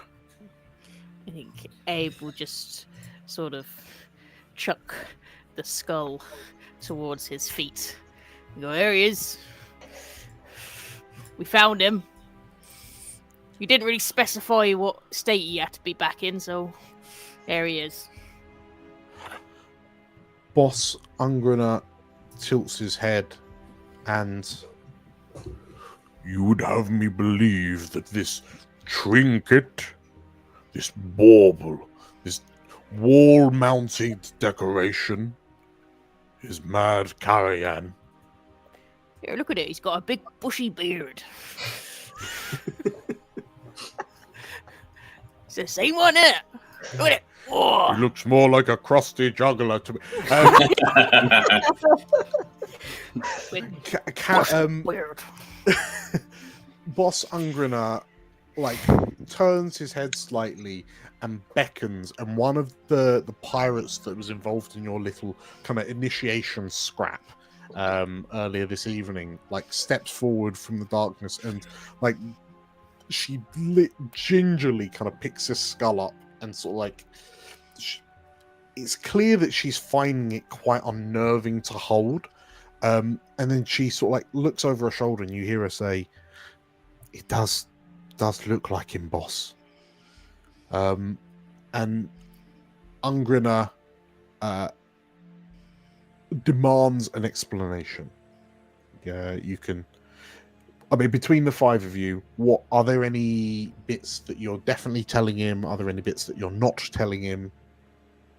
I feel like we're telling him the whole bit. Might as well. He's the one that It's not didn't gonna harm tell us. us what might have Yeah. happened. Mm. We went through Yeah. some shit to get this head. We heard he was sick. We went looking for him. We found him. He became a tree zombie. He attacked us, so we killed him. He screamed a lot, and he That's- took away a lot he of our screamed- health points. He murmured a load of things and kind of exploded into a tree. Like, whereas, Yeah. it was a Are bit. you aware of a wooden amulet he'd acquired? Boss Ungrana tilts his head, and I remember he wouldn't stop talking about this trinket he found on the Isles. He found it on the Isles. He said that he found it, so it was his loot. Well, there you go. It's, I think it must have been terribly cursed. Seemed as though it It was were like becoming stuck. part of him. The It's creepy. Boss Ungrana growls, and from a shadow in the other corner in the room, the five of you hear a more sultry kind of feminine voice say, "I did tell you, he would always pick things up that he wasn't supposed to." And from the shadows steps a familiar now to the five of you, purple, lilac-haired Asavar woman. As Elismira tilts her head, and who finds it odd that she's just chilling in Boss Ungrana's throne room for all intents and purposes? Not in the slightest. Cooper finds it a bit surprising. Yeah. But I don't. Abe doesn't trust her as far as he can throw her, and he can throw her pretty far. Can I get a sense of what is the power dynamic here feels like? Are they treating each other like equals, or does one of them seem like they might have the upper hand a bit? So, tell you what, roll me a reaction. Is it presence? I reckon it might be a presence. Instinct. Perceive, sense, navigate. Instinct if you want physical, if you want the answer to be physical, like the physical tells. Presence if you want the sort of the social dynamic tells. Oh, that is more useful, but I am rubbish at it. All right, let's. I'll give it a go and see what happens. Okay, 16 up. Is that a presence? Sorry. Yeah, presence. Presence. So you get the sense from the pirate that picked up the skull that she does not this pirate does not want to there is a healthy amount of respect, but that is reinforced by arguably an unhealthy amount of fear for Boss Ungrana. And you kind of get the feeling from the things that you've heard about Boss Ungrana, he's certainly not someone to suffer fools gladly. And Elismira being a civilian, she wasn't allowed in here earlier on today. She was kind of barred, but now she's just sort of flouncing around the room. You would use the word flouncing if Cassandra's face, expression, is anything to go by. It definitely does. But it's strange. Is it a tolerance thing? Are they tolerating Elismira's presence? No one seems disgruntled by her being here, but perhaps this is just the power of Elismira to be a bit of a social queen bee. Because she seems to know a little bit about everyone, right? So perhaps she just has a bit of a VIP pass in places where others might not be allowed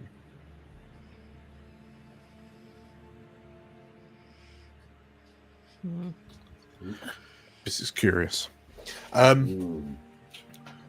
Elismira, like, takes a few steps forward and sort of like starts inspecting the skull of Carian.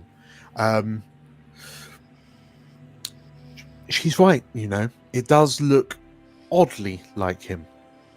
And then she turns to the five of you, and you say he just transformed into this beast. Yeah, like exploded into it. Vines, ow. Why would we lie? It sounds false enough. Why would we make it up?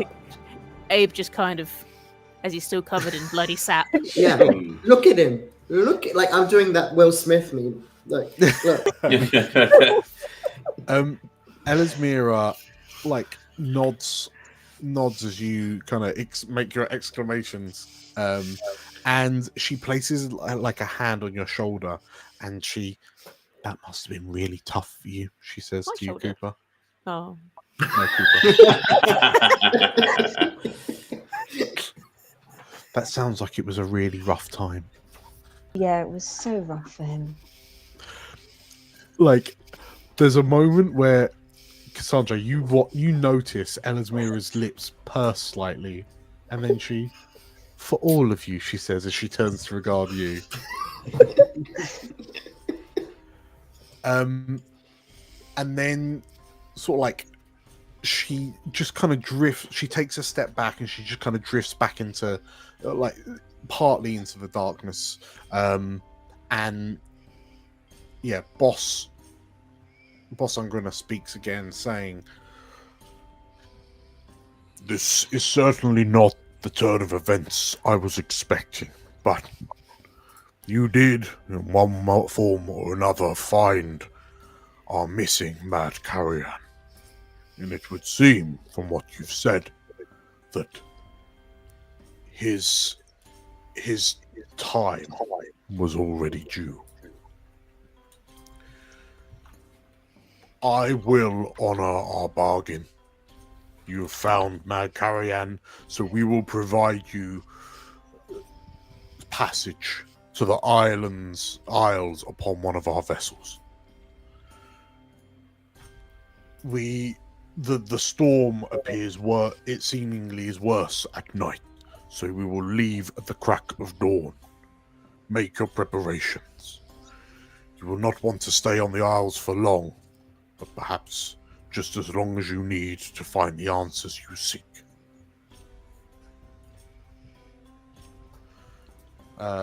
And like, he looks to the five of you in case any of you have any counter proposals or anything to add. Oh, question. Are you going to come and pick us up after we're done? Because I mean, Boss Ungrunner, like, his face scrunches up slightly. As long as I am not displeased between now and then, he says. And what would displease you? Too many questions. Right, okay. He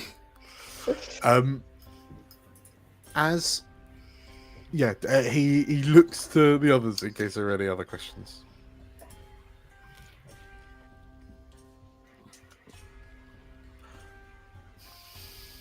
At the sound of the thunderous silence, Griffin's been told off. He's not allowed to ask anymore. Too afraid to ask any more questions.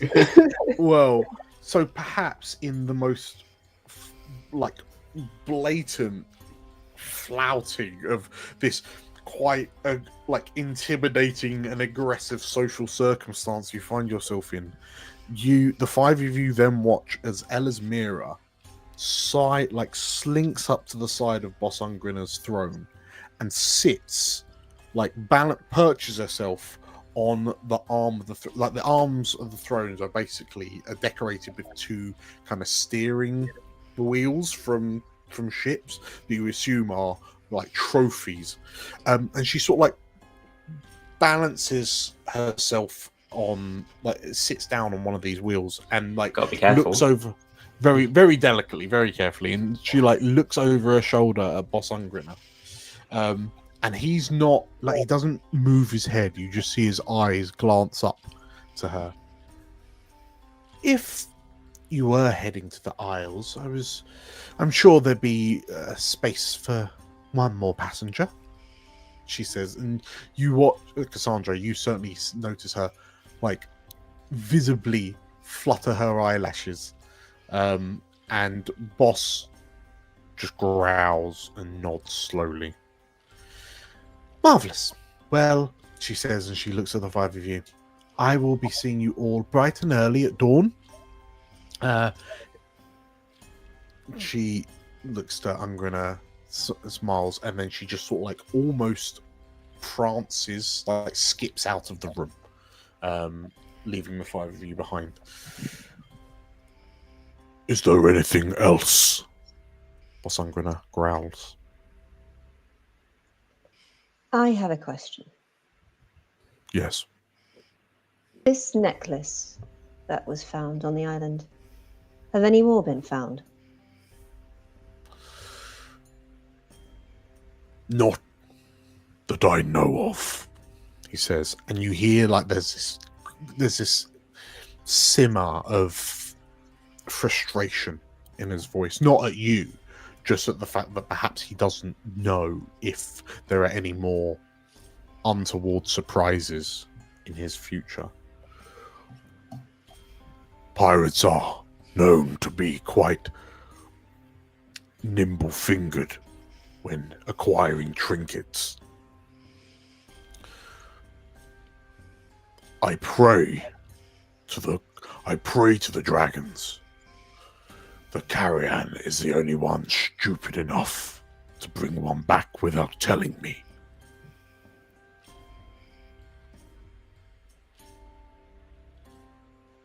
Thank you. And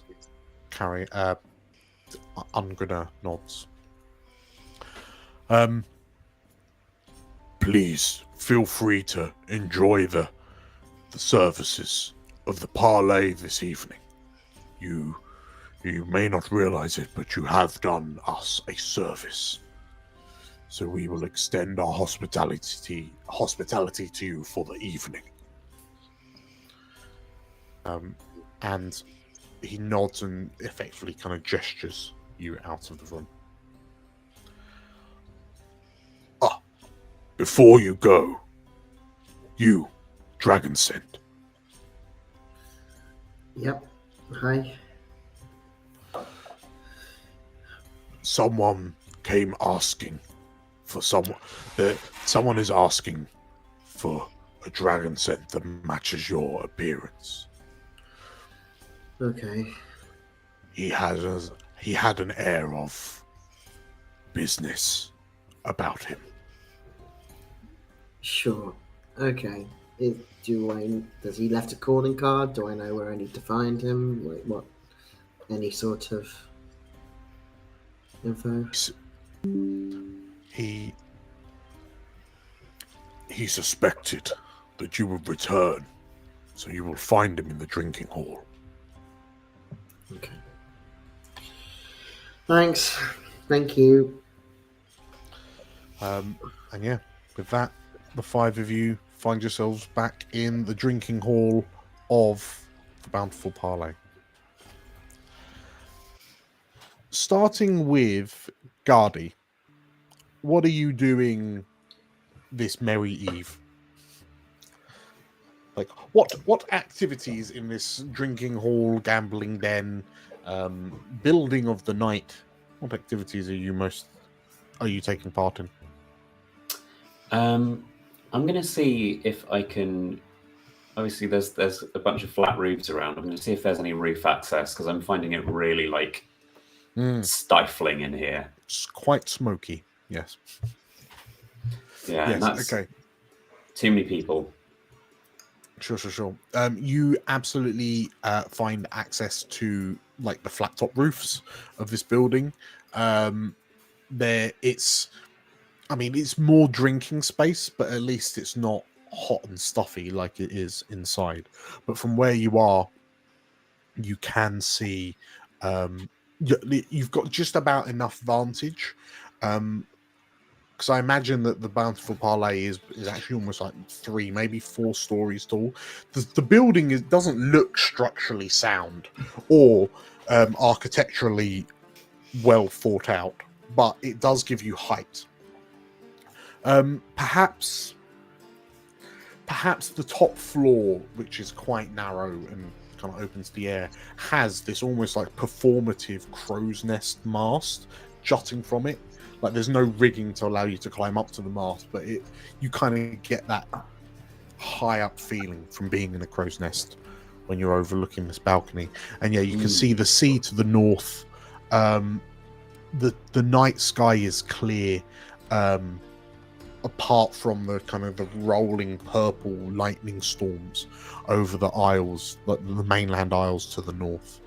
But from your vantage, as you kind of scan this curious island that lies, some miles to the north of you, your eye line kind of follows round. The isles wrap from sort of like the west horizon that you can't see for the town of Dawlishal, wraps all the way round to the east.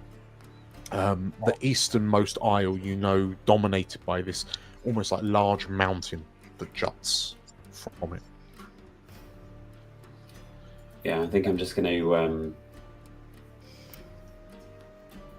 not quite meditate, but almost get to that sort of point. Just thinking on like, I think most of my experiences with using this primal power, although it isn't intrinsically necessarily always for good, what I have used it for is for healing and for protecting people, and seeing it. Whether it's been harnessed for this or whether it is doing this of its own accord, I think it's quite troubling. So I'm just sort of drinking a disappointing beer and staring out to the horizon, pondering it. Sure. Where are we finding Abe? I think Abe is very torn about Boss Ungrinner's invite for what he thinks is hopefully an open bar, and going home. So I think he's always has his own tankard with him, so he asked them to fill that up, and he just assumed that it's open bar, so as soon as they fill it up, he just takes it and he walks outside, and he sort of sits on the stoop of the Bountiful Parlay, just kind of having a drink, having a think, and wondering, and he's just kind of trying to clean the sap off his axe because it's really sticky. Yeah. And he's really just disappointed that it's all sticky, because he likes to take care of his stuff. So it's just kind of sitting there, just kind of drinking a big, weak beer. It's obviously been watered down. It's a bit rubbish. And just kind of trying to it's like using like a bit of rock that he's found just to kind of try and chip away some of the stuff that's on his just kind of grumbling. I didn't say there was going to be no sap on anything. You didn't say it was going to... Oh, blood's all right. Doesn't take much to get blood out, but it's sticky. It's all sticky there. I know, maybe a bit of vinegar or something. Maybe I should go home. As you are sort of like mumbling and kind of wittering to yourself, perhaps your mind... Perhaps you're wittering as much as you are almost in an attempt to distract yourself. Because come the morning, it seems like you are going to be joining these 4 numpties that you've landed yourself with. And you're going to be heading to the Isles. But Normal. I mean, that's not unusual for you to head to the Isles, but you usually stick to sort of like the Western Peninsula, where things are a bit more calm and certainly less occupied. Yes. Given that you know that there are keeper natives on the Isle, and you're going to be traipsing almost into their front garden, what thing are you worried about most about them seeing you? That they will want to know why Abe isn't with other keepers. I think he feels like it's quite a sort of insular community, and obviously he's a very insular person, but they're normally insular together, and I think he's worried about the questions that will be raised, and also he's just had a fight with these guys, and they took way more damage than he did, so I think he's also quite concerned that if they get into any trouble that he's gonna be responsible for that. Sure. And he's just, he's got his work cut out, I think, and he doesn't really know why he's got himself into this situation. He just wants to go over and just check that all of his sort of things that he has on the island, his little traps and stuff, are all still there, and he doesn't, he's just kind of like, why am I doing this? But he's kind of stuck in it now, and it's too awkward to get out of it. Yeah. Okay. Well, as you mumble to yourself and try to kind of push some of these imposing thoughts like back from the forefront of your mind, what's Cassandra up to this evening? She's gonna go be a bother. I think she kind of spots that Abe isn't at the bar. He isn't noticeably in the room. It takes her... He's normally noticeable. He's quite noticeable. It takes her a little while to find him. She finds him outside where he's sitting, and she leans in the doorway. And again, you get the sense that she's not used to talking to people. She's used to being annoyed at people and demanding things from people, but she's not really used to talking to people. Yeah. And so she kind of goes, it's a bit much in there, isn't it? He's just kind of, in there, it's a bit full of people. In where? Back there. Where? Oh! Oh, yeah, I'm not really, I've lived here for a while, and I don't normally come down and spend time in the nightlife, So you live on the Isle, or you come from the Isle? You know about it? I live here. Up the road. See that hill? Yes. Just points to the mound. I live up there. I mean, it's nothing but hill. Just hill. The eye is that bit over there. That's where I live. I'm sure it's very nice. No, it's not really, but it's alright. I make do. I was trying to be polite, okay? Can I sit down next to you? Why? The sap. the sap that you've got all over you. There. Can I take some? Well, yeah. Can you take it off? Are you any good at? I can try. She kind of sits down. I was thinking maybe like vinegar or. Yeah, it's kind of really on there, isn't it? I've been trying to bash it with a rock, and that hasn't really done much. She sort of scrubs at it with a stick. I was hoping, because I think it's something to do with wild magic, and I can't get my hands on anything to do with it. And everything in the fight earlier just melted into the ground, except for that. And if I could just get my hands on it and maybe put it somewhere, you know. Well, yeah, you can. What do you want to put it in? Your glass? No, this glass. And she's got like a tankard. It's like full of. She just like dumps the contents in this. Abe's just like kind of like, sure, you weirdo.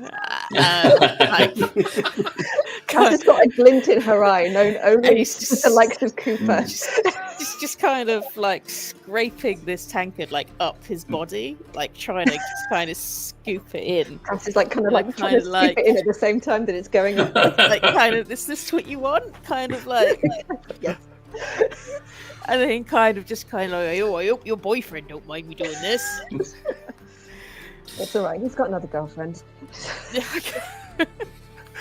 Well, as the two of you are doing this and you're frantically trying to like scrape this sap into the tankard, the door to the parlay opens and like this goblin and Lorivar kind of step out, and the goblin looks you up and down and, "Here, get a room," she says.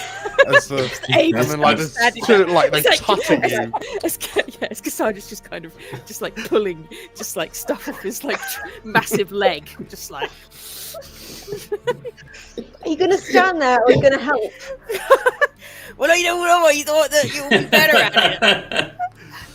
I don't know what to do. I don't know. Well, as the two of you spend an amount of time kind of... You're able to retrieve the sap into the tankard. It takes a little while, but whilst you're doing that, Griffin, what are you up to in the parlay?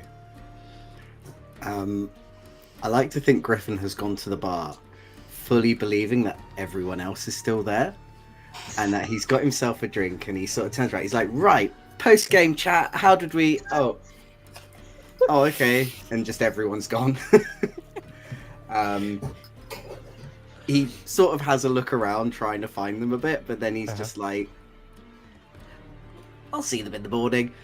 I'm guessing because... I will interject, sorry, and say that of your companions, you only spy one, and that is Cooper, who appears to be like pretty much sat on a relatively empty table, but everyone else has disappeared. Okay. He'll see Cooper then, and he'll sort of trundle up and sort Your of... best mate. He'll grab another picture as well, and he'll wander up to his little mate. What does Griffin... How does Griffin find Cooper, by the way? Well, say the table only has sort of like Cooper and this one other person like sat on the other side of the table, but like all the other chairs are notably empty. But yeah, it doesn't like. I mean, Cooper just looks a little bit lonely, if anything. Maybe he needs a bit of a cheer up. Okay. Hey, Cooper. Right. So, post game, how did we feel like that went? Not great, if I'm honest, mate. Not that great. This has been a bit of a weird day for me, if I'm completely frank with you. I mean, to be all of us, but you know, we did it. We're getting onto the Isles. You met your ex-wife. Is that right? Yep, Okay. that's great. That's right. Mm-hmm. Do you want to talk about it, buddy? I feel like Cooper like side-eye. Talk about it. Problem shared. Halved. It's alright, Griff. It's alright. Thank you, but no thank you. At Griffin, as Cooper just sort of like is seemingly trying to like tamp you down, you hear a like a clearing of the throat from the gentleman sat on the other side of the table to Cooper.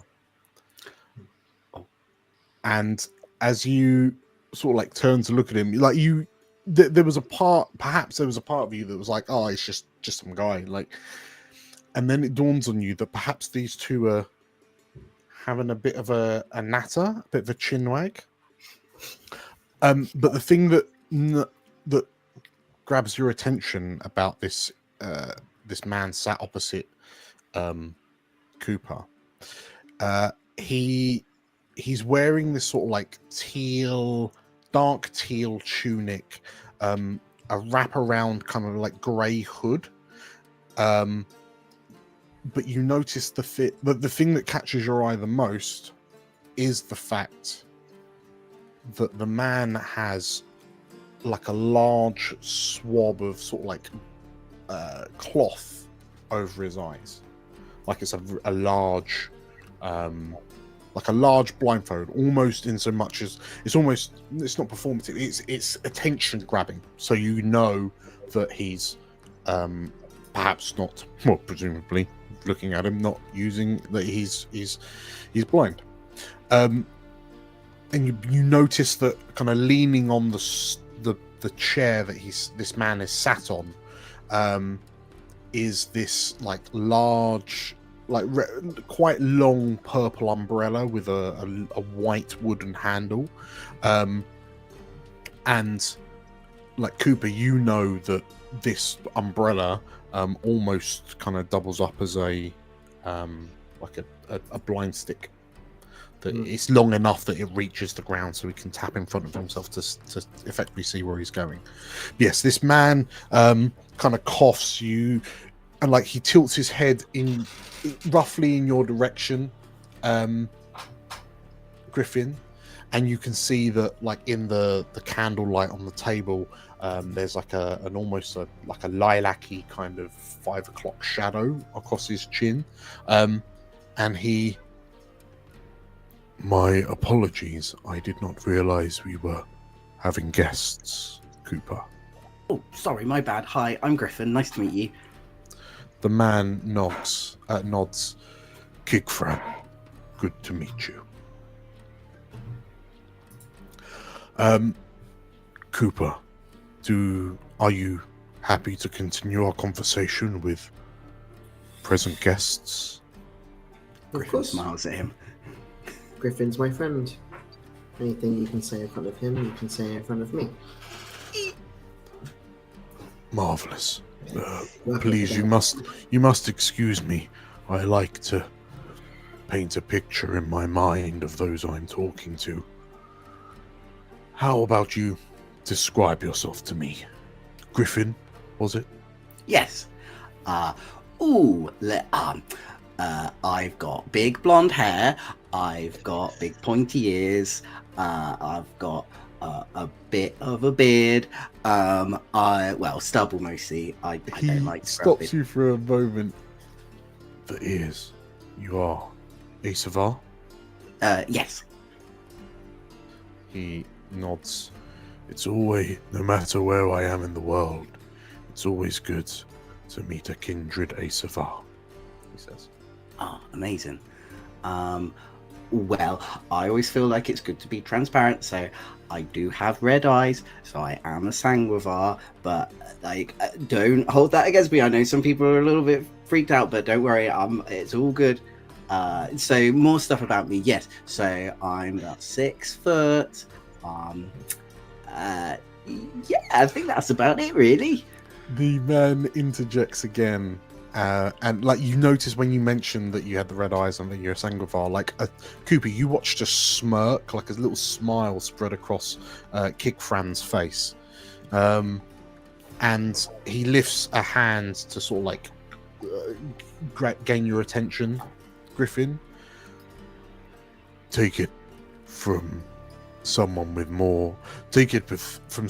a lot of world experience.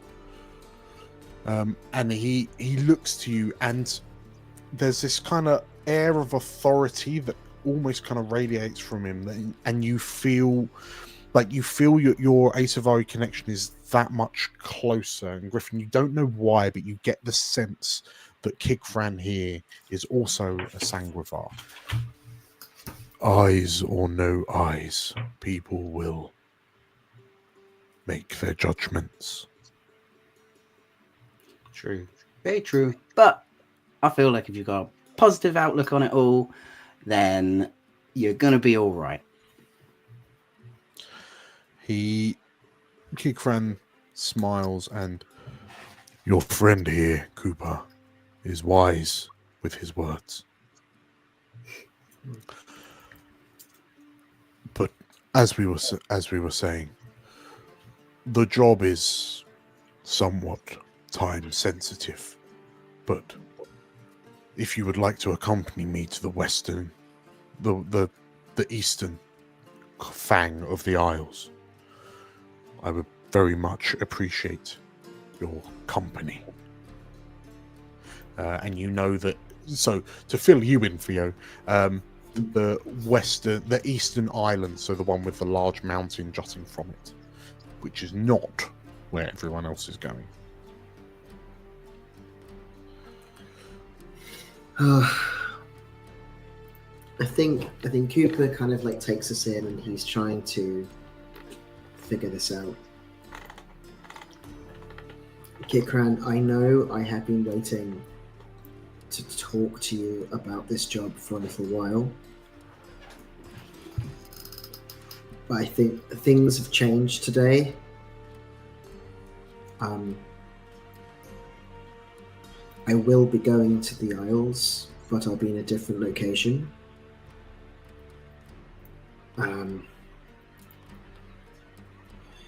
Remind me, how big is this job again? And you can see he's very conflicted. Like obviously Kikran cannot see, but Griffin can see. For the first time in quite a while, Cooper feels he looks very conflicted about this conversation. Kikran looks in your direction, tilts his head. This job is of great importance to my patron, and you will be rewarded handsomely for your cooperation. However, I acknowledge that I have been somewhat tardy with my timekeeping. The delays have kept me from arriving here when I intended to. So I'm more than happy to extend this leniency that you have shown me in kind.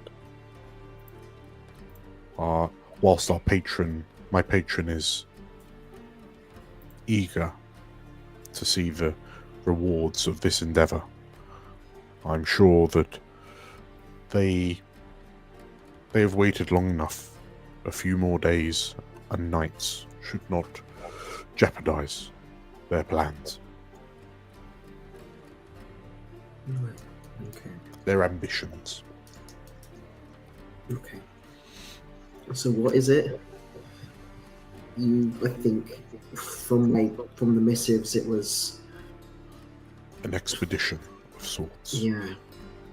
I understand you have prior dealings with the pirates, which have showcased your skills in the retrieval of certain assets, and my patron would like you to simply demonstrate those skills once again. Right. And what is it I'm stealing? Do I have to kill innocent people? Because that's a no-go for me. I don't do that. My patron believes that there is no such thing as innocence where we will be going. There should be no bystanders or civilians to morally muddy the waters. Okay. Feel like I shoot a glance at Griffin as if I want him to also assess if he feels this sounds legit. Like he's giving his confidence. Griffin was very helpful today. I think Cooper, again, we've turned a bit of a corner. Lots has happened. So he's like, gives Griffin a look and then nods. If our intelligence is correct, no living beings will be harmed as a result of our mission, our operation. I will remain here for the next few days. Please bear in mind that we have already partially agreed the terms of this deal. My patron would be upset if you were to rescind your offer. Sure, of course. And with that, Kigfran kind of sits back. He kind of taps along the table until he finds his tankard, and he takes a small sip. And he kind of nods in your vague direction to you two gentlemen, he says. And yeah, the two of you are dismissed. Cooper wants a drink now. I've got your drink. It's here. Oh yeah, he literally just takes the drink off him. He's like, thanks. Thank you. I think they get up. Saying that in the third person. Cooper wants a drink now.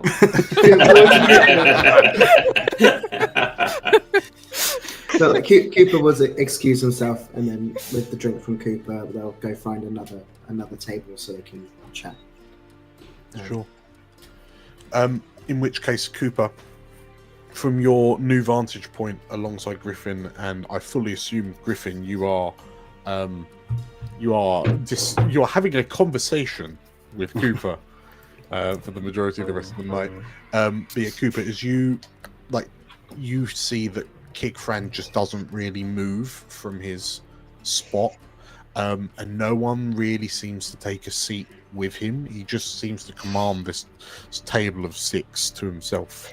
And just like throughout the night, more and more drinks come until eventually he's helped up to, you assume, some sort of accommodation, some sort of lodging somewhere in the parlay. Yeah, there's the feeling that you got from the missive that you received from like Kigfran being the contact from this patron, this unnamed patron. But yeah, it seems like it's one of the big jobs. It's a big job. So yes, as you kind of ponder on this and the night wears on, we will fast forward to the next morning, and we find the 5 of you stood on the docks of Dockside on the northeastern corner of Dawlishal, and you see that there's a bit of a flurry of activity as the ships moored in Dockside are smaller. They look smaller. They look more nimble and agile than the cargo type ships over in the waters. The ones kind of owned by Dawlishal. These are more pirate sloops, if anything. But you see a flurry of activity as the pirates, the sun is only just cresting over the horizon, but you can see that the pirates are busy sort of like stocking up the ship and kind of carrying what you know to be kind of empty crates on for any kind of loot or cargo that they're going to procure whilst on the Isles. And between, stood next to you as you inspect this ship, Elismira just lets out a big sigh. And she is beautiful, isn't she? She says. She just says it out loud to no one in particular. But then she kind of turns and, looking at the 5 of you, she loops her arm around yours, Cooper.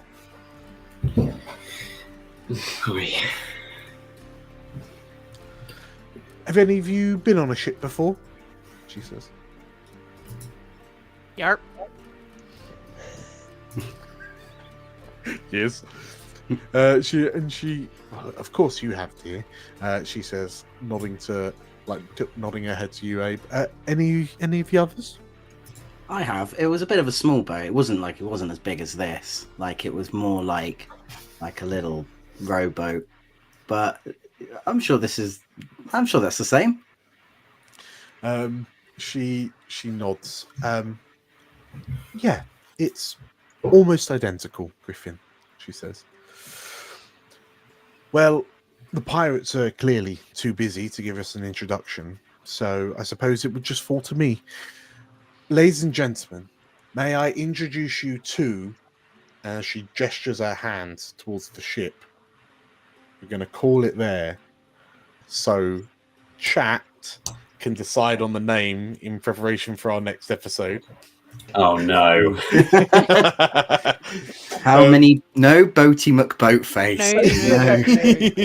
she gestures to the boat, and we leave it on an Invincible style caption card. Bam.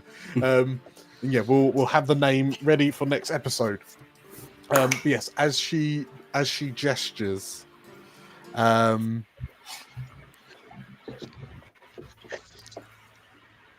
elsewhere.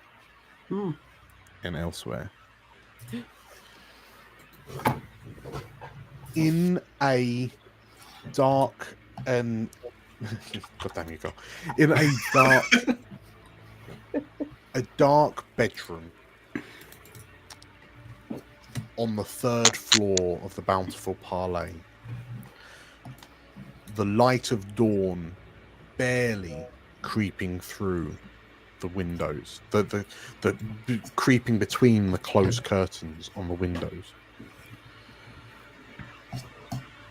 A blind Asavar man sits on the edge of the bed, his face illuminated by a softly glowing glass orb that emanates this cooling, misty blue glow. I have made contact with the asset. He seems distracted, but I feel he might still honor our arrangement. Kigfran tilts his head as if he's listening to a response that only he can hear before his voice echoes through the room again. I do not feel he will jeopardize the mission. We should be good. I did want to raise something else with you, though. He was with another, a Sanguivar. I feel I recognize the voice. I have my suspicions, but I will need to do more investigation to be sure. He said his name was Griffin. And as the orb flickers, as the patron on the other side of the orb responds, Kigfran nods. I will make it my priority, he says. And the orb putters out. And he carefully places the orb and wraps it back in cloth. And throws open the windows to allow the light of dawn to wash over him.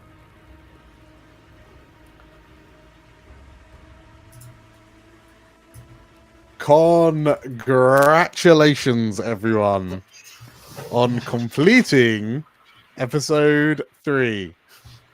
Yay! Yay! Yeah. So you did it. You got a boat. Perhaps I'm gonna Snippy McShipface. Good. Chat, you have to beat Snippy McShipface, please. It should be pretty easy. Yes, we've come to the end of episode 3. If you are enjoying this, then make sure to like this video. If you want to see more stuff like this, make sure to subscribe on YouTube, follow on Twitch, and if you really like this, then please consider becoming a member either here on YouTube or a patron over on Patreon. We currently have 2 tiers. but people who are members will gain access to all sorts of new and wonderful stuff. The exact specifics we're still kind of ironing out, but it's like we had a little meeting and there was a lot that we came up with, and it was more a case of like what's not going to drive us mad trying to do it all. Do even more yeah, stuff. it's some really kind of insightful, in-depth stuff, including things like helping to plan future episodes. So yes, hello Mark Songs on Twitch. Hello, welcome. You've just arrived. Unfortunately, we're just wrapping up. But you can watch it on the VOD. It's amazing like that. Maybe he's got a really good boat name. Maybe, yes, Mark Songs. We need a boat name, and we need to beat Snippy McShipface. So if you've got any ideas, absolutely pop that in the chat. Yes. Thank you, everyone, for watching. Thank you, you five, for playing. I don't believe I've forgotten anything. I think we've done all the stuff that I need to say and stuff. Don't know if you want to mention quickly just affiliate links and things like that. Oh yes. If you're enjoying Daggerheart, we are affiliates for Drive-Thru-RPG. So in the description you'll find our affiliate link. It doesn't cost you any extra to buy something using the affiliate link, but doing so will give us a kickback, which again, massive help to the channel. So yeah, massively appreciate you if you want to do that. Right, I've started the outro music. So thank you for watching. Thank you a lot for playing. We'll see you next Monday. Bye. Bye. Bye. Bye.